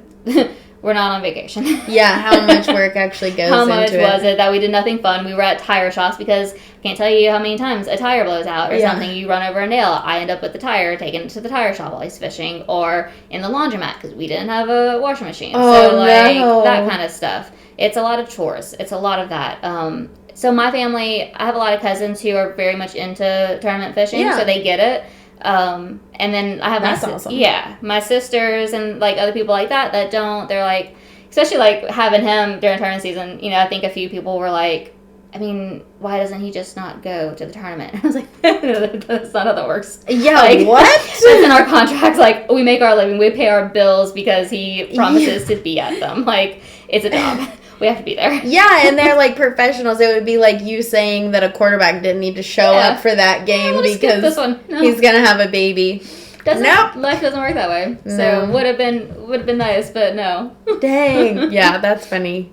I always wondered that because obviously we plan like a lot of big events and even small events like around tournaments, and I don't think necessarily people understand the prioritization of that because they do sometimes they think like you're entering a tournament, not like you are your livelihood is the being tournament. There. Yeah, like, it's a difference. It's not just like your local hop in a tournament kind of thing. It's like we've made commitments. To a lot of people. Yes, that we will be here. Yes. Not to mention just points and the season and everything else, Everything else that you would like to have. Yeah. So, obviously, you didn't know what you were getting into tournament world necessarily before you got here, and you were kind of thrown to the fire. Yeah. So, what is, I think, the biggest difference that you would say from when you started to now? In like how you approach it, and like I don't know. So it was funny when we met. So like I said, my cousins were following bass fishing, but I didn't really know that when I met Gerald. I did have. So I was a speech therapist before, and I was working in the nursing home, and the physical therapist that I worked with, her husband is very much a fan of the sport. And I remember way before meeting Gerald, their anniversary weekend one year, they went to the Classic when it was in South Carolina. Yeah, when Casey Ashley won. I just saw the banner. Yeah. Like, because we were there and I saw it. I was like, So I remember her saying, like, it's our anniversary and we're going to a fishing tournament. And it was a classic. But, like, she was telling me all about it. I'm like, that's weird. That's different. So before our first date, I texted her and I was like, hey, does Kirk, her husband was like, does he know this guy? Like, is he legit? Is he legit? And Kirk was like, oh, he's not pro yet, but he's close. He's wanting to be. He's legit. I was like, okay. I just want to make sure he's not. This isn't all, like, a story. Yeah. I was like, is this real like everybody does to us? It's like, oh, that's a thing. Yes. That was my reaction tone. Like, that's a thing? Okay. I loved fishing. My dad would take us bass fishing all the time when I was like younger. So I loved fishing. That was kind of his little pickup line. He was like, well, if you like me, I'll take you fishing. And I was like, I'm in. Okay. Which took forever for him to actually take me fishing, but we got there eventually. And then when I finally, we kept things really casual and took things slow for a while. So it was a while before he met any of my family. Or before I really even told them about him. So when my cousins found out that he was on the Elite Series, they were just like, what? How are you dating somebody on the Elite Series? I don't know. Tinder did it. I don't know. They hooked us up. I don't even know what this is. So I didn't have any idea. When did you start your routines together? Because I did it to myself very early on. Like, literally, the first tournament I ever went to, not just, like, drove in, but, like, I flew to Wisconsin and then, like, kind of created. Yeah, I flew to Wisconsin, too, that first year. Yeah, a lacrosse tournament. Yeah, Sturgeon Bay. This one was Sturgeon Bay. Yeah. That was a fun one. Yeah, it was. I loved Rock County. Yes. I don't know, that first year, so I went to Toledo Bend, and I was very much just a spectator, standby. I went to a couple others, and, like, we had a routine of, like, on the phone, whether I was there or not. It was, like, a routine of just kind of him, hearing his game plan, hearing him decompress, because that's he does a lot of his strategizing just out loud to me. So that started really early on the first year. I don't know if it was that New York swing. It was. Oh, I remember. So now I remember. We did. So that New York swing, that first year, he did, like, the St. Lawrence and another tournament. Then he did an open at Champlain. And that I remember the first time making his sandwiches in the morning. And it was peanut butter at the time. Peanut butter and jelly. We don't do that as much anymore. But I remember, like, being like, okay, like, I think I know how he wants them. I think I know how he likes a sandwich. And I made them and sent them with him. And that was definitely the beginning. It was like, okay. Then I started just taking over. Doing it. Yes. Yeah. Just inserting yourself into, like, a little bit of this, a little bit of that. Yep. Yeah. No, I think that's good. I always wonder, like, how the transition happens. Because even, like, Kristen, this is her first, like, entirely full season. And, they've been together a while. So... but before that, kind of like you, like, she was working and not able to do that. So flying in, like, for parts of it. So yeah. So, like, Bella. So I always ask our guests to ask a question of the next guest without knowing who it is. So Bella asked, like, what do you do during the day while he's fishing? And she didn't know who was going to be the next guest, but kind of get into that a little bit. Plus, like, working, because I know that has transitioned over the time too. It has. So when we met, I was working full time in the nursing home as a speech pathologist, and I had good PTO where I could take time off and take long weekends and stuff and come to the tournaments. Then in 2019, I went PRN only, so I was still in the nursing home as a therapist, but I didn't work from one place full time. I would just pick up shifts when I was home. So my main thing was traveling, and then if we were home for a stretch, I would go in and help out. And that worked really well. Then when COVID hit is when I transitioned out of therapy and the nursing homes altogether. Gotcha. Everything changed. Yeah, totally. Because going in and out of nursing homes in general probably wasn't. Yes, it was not a good place. Yeah, exactly. And that's what it was. It was a lot of places were like, if you're in this building, you're only in this building. So the flexibility wasn't there. Requirements were not really in my favor for things like that. So I kind of started looking at what else I might want to do. And that's when I made a complete career switch to accounting and bookkeeping and taxes. Yeah. Because very different. Yeah, but that's what we do for them. I mean, most of us do the books for the guys. And we are there behind the scenes. We are their bookkeeper. We are their, contract manager and business person. Yep.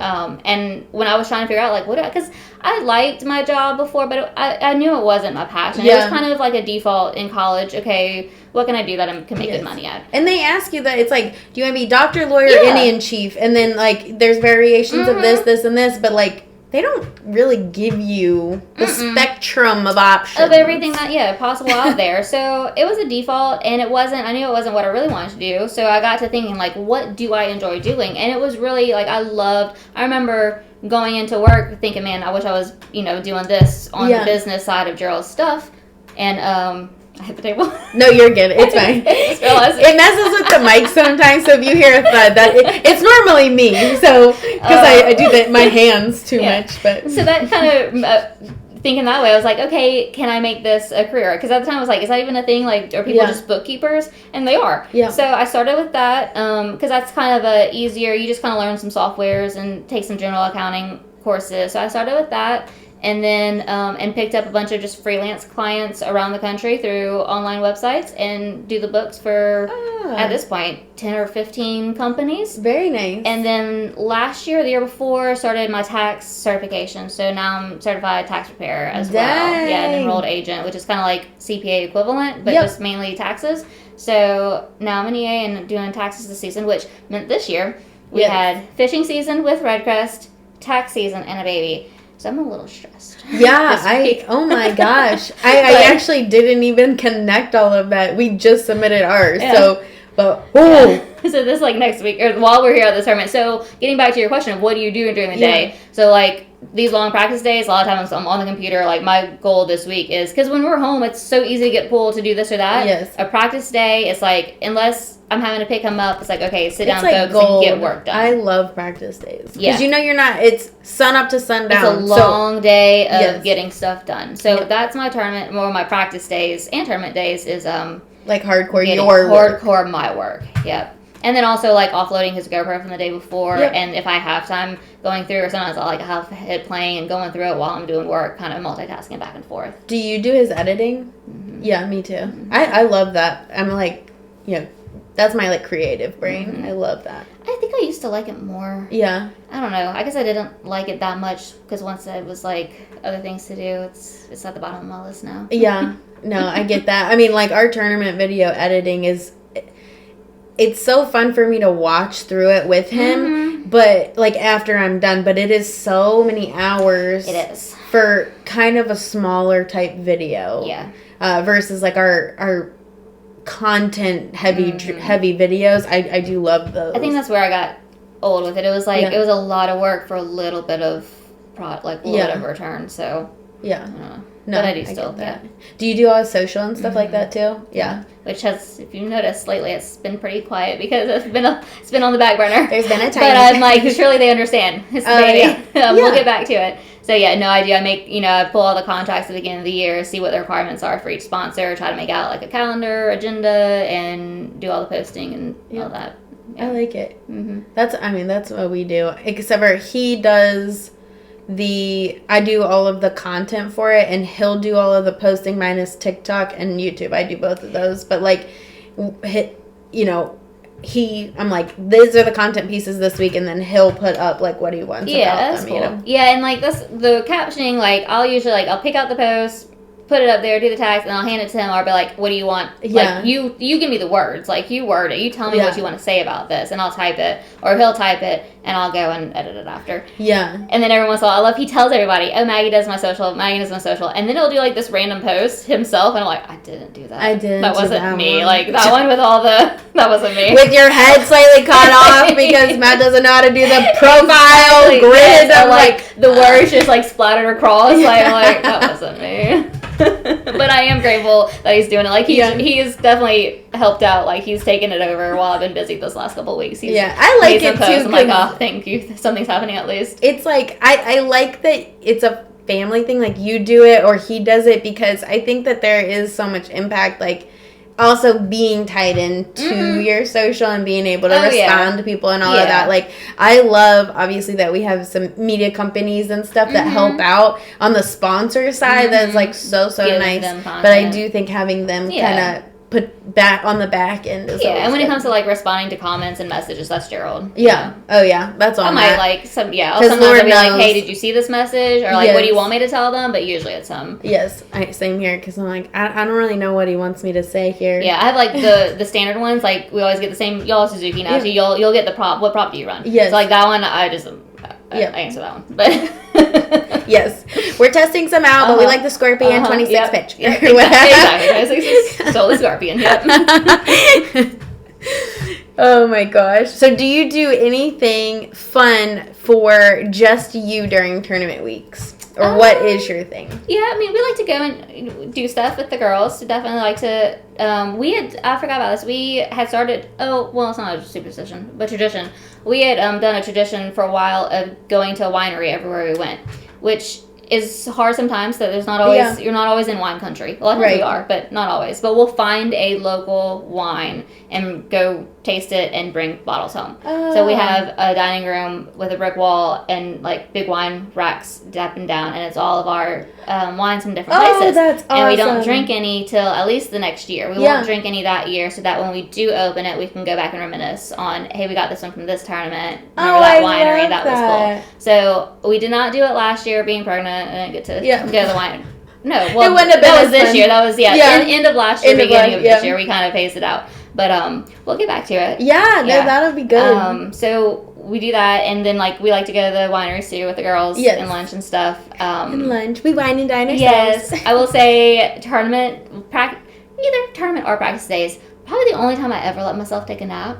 Yeah, it's like early mornings, and sometimes it's a long day. Or my thing is with watching live and like our little funny things, it's like if he's not catching them, sometimes I'm like, if I'll just go to sleep for 30 minutes, maybe when I wake up he'll have caught some. Yes. So she plays the game too. Oh yeah, for sure. So I'll let myself nap during a tournament week sometimes, and I don't ever get to do that at home. So and I had to do like go in the shower, like I gotta like do something to get my mind differently. Me and Sarah Tharp are good friends, and her thing is and I'll do it sometimes too. If it's cut day, she will pack up the entire house, not knowing if he's gonna make it or not. But like if he's not catching them, she's like, she will have the truck loaded down, ready to go, and then he'll like make the cut. And oh my gosh! But like I'll start doing that, like get prepped. I'll start packing things up, picking things up, because it overheated. Is it the window? It might be. So obviously, I know that you help Gerald with the fishing side and the business side, and do your own business.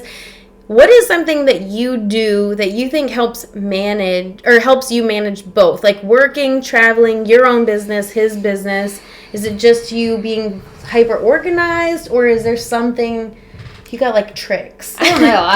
I don't know if I have it down. I probably need some help. A lot of times feel like I don't have it all. I'm trying, but there's always something slacking, something slipping. I sometimes envy people who can do just one thing and do it really well, because I'm like, man, if I could devote all my time to just this or just that, I could be really awesome at it. But like, I'm really spread out. So what else? I mean, Gerald is a huge help himself. Like, he does more than I think a lot of our guys do. Like, he does more than I see a lot of other guys doing, that are just in your regular kind of day-to-day life. He picks up not the slack, but like, I know if I don't have something, he does. Yeah. So always teamwork in that sense. We're both. Are y'all like list people? Oh yeah. Yeah. Yes, both of us, which I love. That he makes lists, I make lists. Big time lists, I'm a big time to-do list. Like, I will add something to the to-do list just to check it off because I did it, so it needs to be on there. Big time list. Bags, like you said when you came in, bags, like I have separate bags for everything. I have a bag for my cameras, the boat camera stuff. I have a bag for my work stuff. I have a bag for this. So it makes a lot of bags, but it's organized. Things organized. Yeah, calendars, big time calendars. Yeah, I do. I try every year. I do a new system of like content calendar, trying to figure it out, and I haven't found like what works the best, because I also try to make it work to where when I'm doing reports at the end of the year, I can like use it. Pull it all together, so I'm still trying to figure that out. But I know I was building out. I built out a different Excel for that because I was wanting like the pivot tables to tell me the content involved in them and give me the numbers like that instead of me having to add them up. But like it doesn't function 100% perfect, or I would be like, you can have it too. I'm working on it though, so if I figure it out, I will let you know. You are more than welcome. But I like wanted the links also to, you know, I wanted all of that. Yeah, I'm always trying to improve a system, like some kind of calendar system like that to work it out. Google Drive is a big one for me. I do, so I have a separate email just for Google Drive for Gerald's content that I have a folder for each sponsor. So like when I'm going through the GoPro, I'll go to the sponsors, and same thing with like reports. It's all in there. Oh, that's nice. And if I need something, hey, I need a post for Bubba today, I can go into and like, okay, here's all my Bubba stuff and pull. So that's a big one for me, is using that. And then like it's just easy to upload from phone or computer, whatever I'm on. On Drive, we have a what is it? Dropbox, but it's more for like the sponsors to pick, and not everything is like it's not refreshed. Like I need to go through and take out the old stuff. And I do I share some of them. I share them with the sponsors. If the sponsors who understand that like, hey, this is just kind of my dump. But you're welcome to the dump and to use whatever. Yeah. I probably should get better at that. I like that. We don't have Google Drive. And it's real cheap to like get to 100 gig where you can just put anything in there, all kinds of stuff in. Yeah, no, I need to look at that. So, she also does something cool with her content. She can run a drone. Oh, yeah. So how did you teach yourself how to do the drone? I am terrified of the drone, by the way. I have had multiple people ask, like, if I wanted to practice on theirs. That's a heck no, because it will end up in the water. I promise you, if I can do it, anybody can do it, because I have no spatial awareness or skill at all. No, I feel like it would be like plunge. Yeah, and Gerald is like the spatial awareness king, so like he grabs the remote and he just like does it perfectly. I really have to think about it. And it took me a while to not have to. I have to like stare at the drone and be like, it's going that way. He's like, look at the phone. I'm like, well, I feel better if I can see it. Like I know it's gonna tell me there's a tree, but I can see the tree. Yeah. But we started out with the little mini one, the light one, real small and not as expensive. Just a few $100s, so that if I did completely crash it, it'd be okay. So I learned like the maneuvering on that. That's what worries me, is those joysticks. The joints, that's confusing. But you get used to it. I've crashed it in the tree before. I've crashed it in the water. Just can't be afraid to crash. That's my motto in a lot of life. I was thinking the other day, like, you just can't be afraid to. You gotta take the risk. You gotta do it, and if it works, it works. If it doesn't, it doesn't. As long as nothing's truly at risk. Yeah. But at least you tried. We tried it. Yeah. So I've crashed a few. They're pretty hardy. They didn't. They survived. We upgraded to a bigger one, which is nice because then, like, you can get through more wind. I love it for offshore fishing. I mean, the things we get to see in the water. I don't know if you saw the mako shark we caught from the drone. No. Unbelievable. So we were reeling in a swordfish, I think. And you can see this massive mako shark circling the boat, circling. You see it take a bite out of our propeller. What? And then take a bite out of the fish as it's coming up. It was the coolest. And I didn't even know I was getting it. I had the drone up just to get the fish land, the swordfish coming in the boat. Was this on your Instagram? Yeah, on Gerald's. Yeah. Oh, I know. Afterwards, and we saw with our eyes, we saw the shark first, and then I was like, oh, I probably have this on the drone, and then realized that what I had on the drone after. It was so cool. That's insane. Yeah. Yeah, it's worth learning how to do for that, Maybe I'll suck it up. Yeah. Ugh.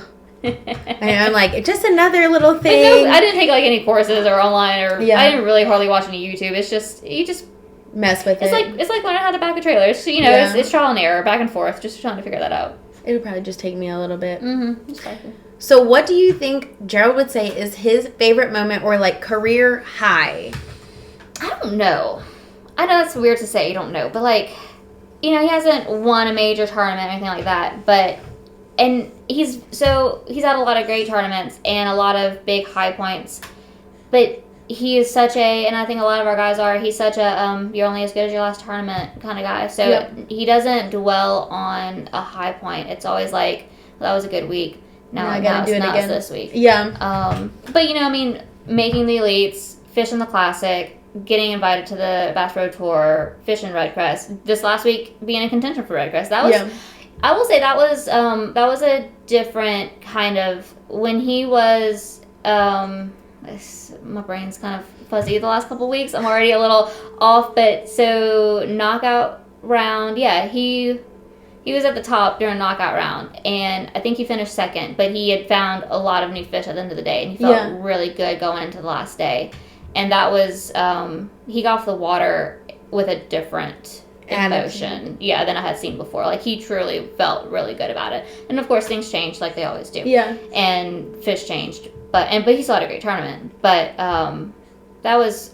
He thought he said that knowing he thought he had it, yeah, and that was what he said at the beginning of the week. That's what he has said over the years. He just wanted to be in contention at a championship like that, to be in contention, because championships are all or nothing. There's no points involved, so a lot of times you're swinging for the fence and you end up you strike out, miss, or you hit, So for him to have felt like he hit that one and was in contention was a big deal for him. No, that's huge. And it was like right before the birth of your son, and like I also told him that morning, if I go into labor, don't look at your phone, because I don't want you to stop fishing. So just don't look at your phone. Not that he ever does during the tournament, but I really wanted to make sure, like, just don't check your phone just today. Don't even try it. I will cross my legs. He will not come. Like, do you think you're? I was like, no, but I'm full term. Like, it's possible at any second. I don't know. I don't know. It was a crazy moment. So do you think that was your favorite moment of his career too? No. There's been, I don't know which ones are. The 2018 season at La Crosse was a really cool one. He was catching them. He was in contention again. He was like in first to second, back and forth all day. And they had a lot of camera time on him, and I was watching him have so much fun on camera. Yeah. He was having a blast catching the fish, and that was kind of early on too. That was 2018, so like that was really having family and friends and everybody start reaching out and texting me and be like, oh my god, we're watching. Like, everybody was really into it. That was a fun moment for me, a good memory. That same year he finished top 10 AOY at the elites, and that was the AOY tournament was at Chateau, which was one of my favorite places. But like, that whole ordeal was a fun memory. All that kind of stuff. Yeah, and that sounds like a good season. Just in general, that would be fun. Yeah. Okay, let me see. How many more years do you think you want to see him fishing? More than he does. He's going to be ready before I am to stop. I'd like to see him do it as long as possible. Yeah. Just go and go. I don't want it to end. I think he has so much more he wants to do. Yeah. He wants to start businesses. He wants to get involved locally, things like that. So, I think realistically we're probably 10 more years, maybe. Okay. But I'll be sad when it ends. Yeah. I'll want it to keep going. Mm-hmm. I know. It could change too once he gets older. Mm-hmm. Like, he could be like, I don't know. Yeah, or maybe he'll take over. Maybe we'll just, I'll start like Iris and then we'll just start. Yeah, you'll go with like Iris, follow the suns around. Yeah. I love that. I never thought about that. Maybe once Gerald's ready to get out, I'll then you'll ready be in. Which, like, Iris, she was talking about, like, she was their high school bow captain. So, like, it starts, younger and younger, and obviously by the time he's there, it could be even younger than that, but, like, you could totally do that. Yeah, I hadn't thought about that. Yeah. That's my plan. That would be fun. That's my plan. I'm going to be a boat mom. I will be tournament captain. Yes. So we talked about this a little bit, but during tournaments, do you watch live? Absolutely. 100%. And can you watch in front of the other wives? Nope. It will, like, deter me sometimes from wanting, like, Major League Fishing will plan stuff. Like, we kind of know our own schedules, and, like, we like to do practice days. So they'll do stuff on tournament days every once in a while. I'm like, I don't know if I want to go. Yep. Because I'm going to want to watch live. They're going to have live on. So I'm going to watch it. But, in front of other people. And some people watch it very intently, and some don't really watch it, or some do watch it, but it doesn't really affect them, or all the things. And we were talking about this too. Like, I'm like 150% of a human watching it. So I need everyone around me to also be like 150%. Don't you dare think it's over until the clock is stopped. The fat lady sings, and her husband, and all her kids sing. Like, the very, very end, and 15 minutes past a chance to come back. Yeah. Yes. But no, I always have it on. Unless it's Gerald's off day, I'm not going to put it on. I will turn it on here and there just to kind of see what's going on. Yeah. But I'm not, if he doesn't have a camera, I'm not intently watching it. I have it on in the background. So that if case something happens and he does get a camera, or like I'll a drone know, or something. Or a drone goes over, that's a big one. Or they just mention and talk about it. Yeah. I do something where if he does have a camera or gets a camera, while I'm watching, I screenshot picture. Yeah. So that I go back after the tournament on the live stream and I screen record all of his live time for his sponsors. Yeah. So I feel like I have to be watching so that I know, because I can't just go rewatch and like screen record after the tournament. I need to know like what time stamp to go to. So I watch for that reason, and I watch because at the end of the tournament, Charles like, so what did I miss, or what was so and so doing? Yeah. So that kind of stuff, and I love watching. I'm a fan of it. That's one of the hardest things about the off season is wanting something to watch. Yes, 100%. I know. I definitely have become a bass fishing fan through him too. Mm-hmm.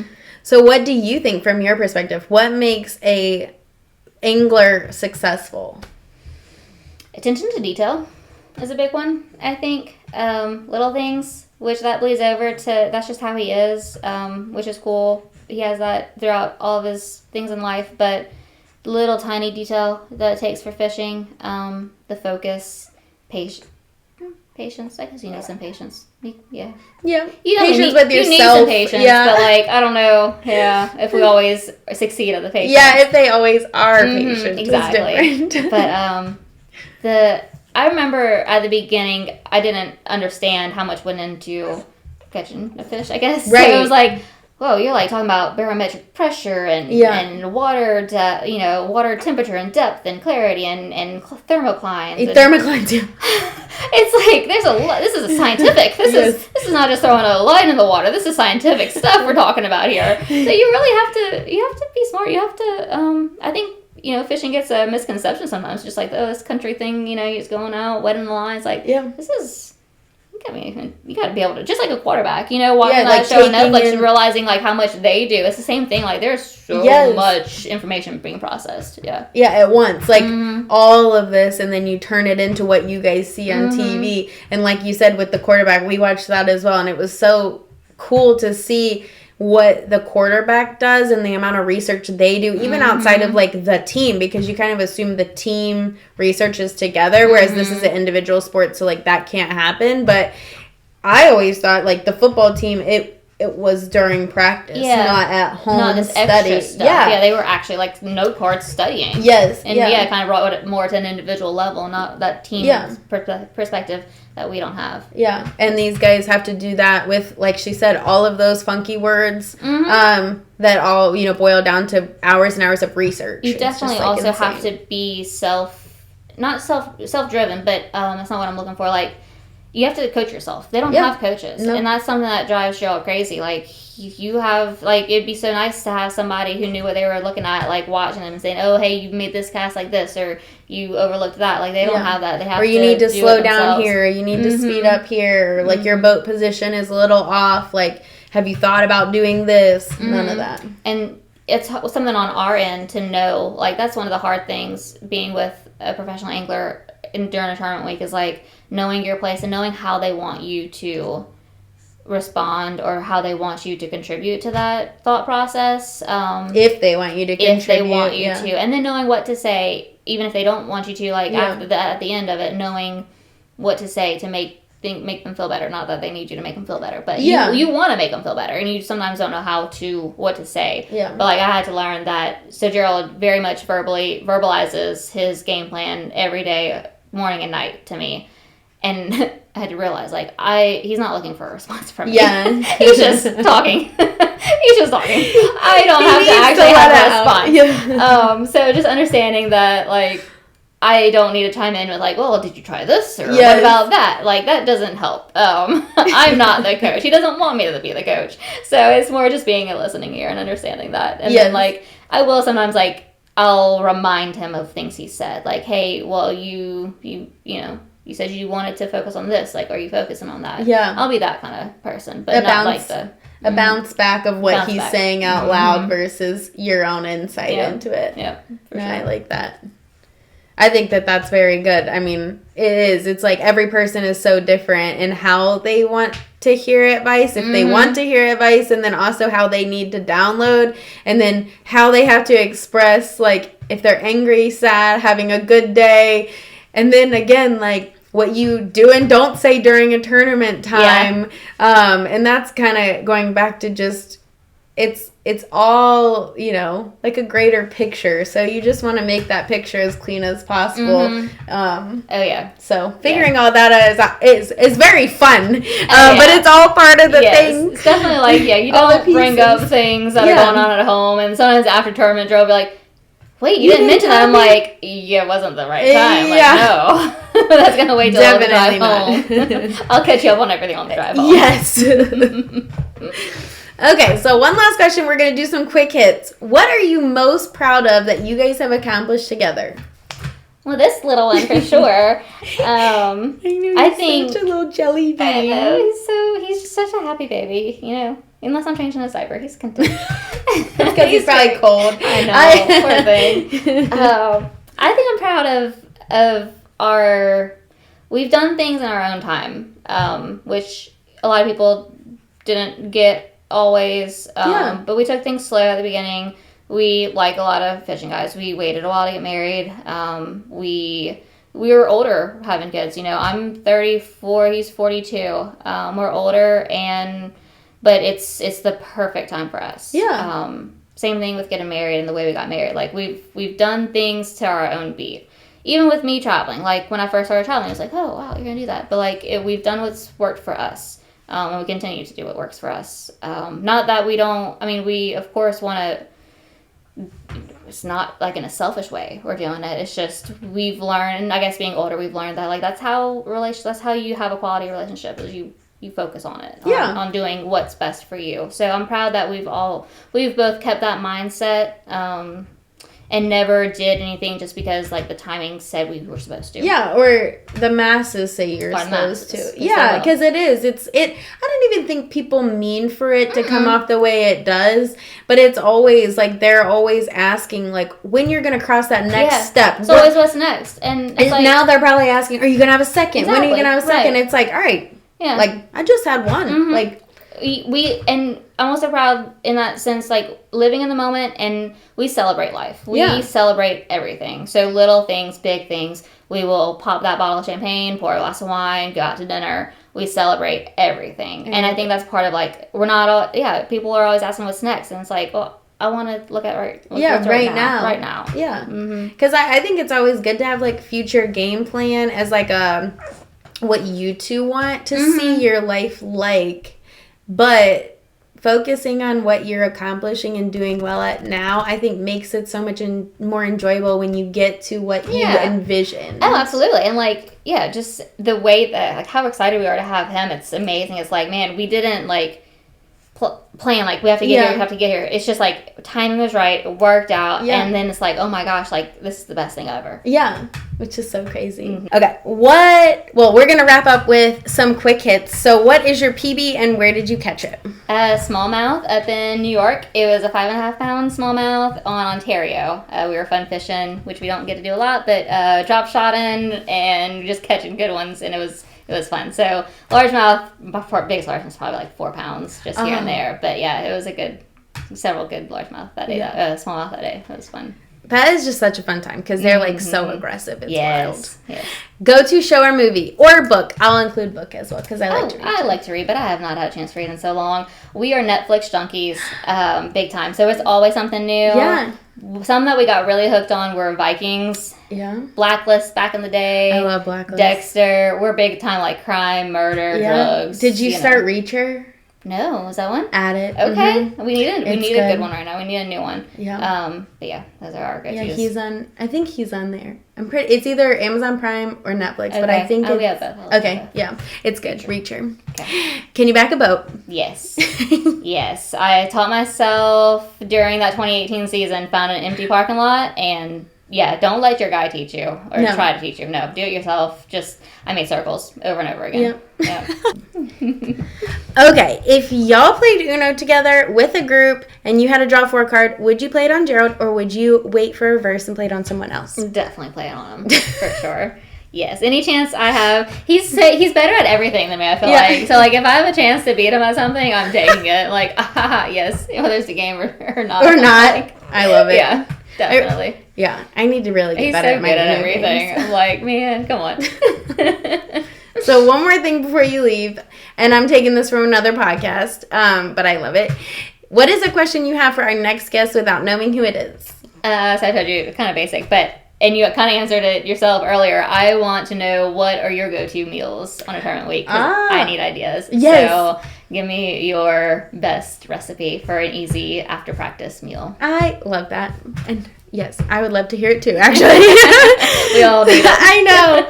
So that is our show. Thank you guys so much for being here again, and obviously for meeting our girl. So if people want to follow you or Gerald this year or any year, where can they look? Gerald Sport Fishing on Facebook, Instagram, TikTok, YouTube. We don't All do the a ton good on places. YouTube, but TikTok, because Gerald, he's like, I don't even have TikTok on my phone. That's usually me putting stuff up, but Facebook and Instagram, that's more both of us. So Love it. And obviously, you guys know I love all of the women behind professional bass fishing. I can't wait to share more of their stories and perspectives with you all. If you have any questions that you think I should ask or guests you want to see, comment them below. Please subscribe. We are doing 1 episode a week throughout the rest of this season, and hopefully beyond. We'll see how it goes. So make sure you do that. I also started an Instagram channel for it, or Instagram thing. It's at Random Kitchens Podcast, so you can know when things are dropping on YouTube. So until next time, I will see you then. Bye.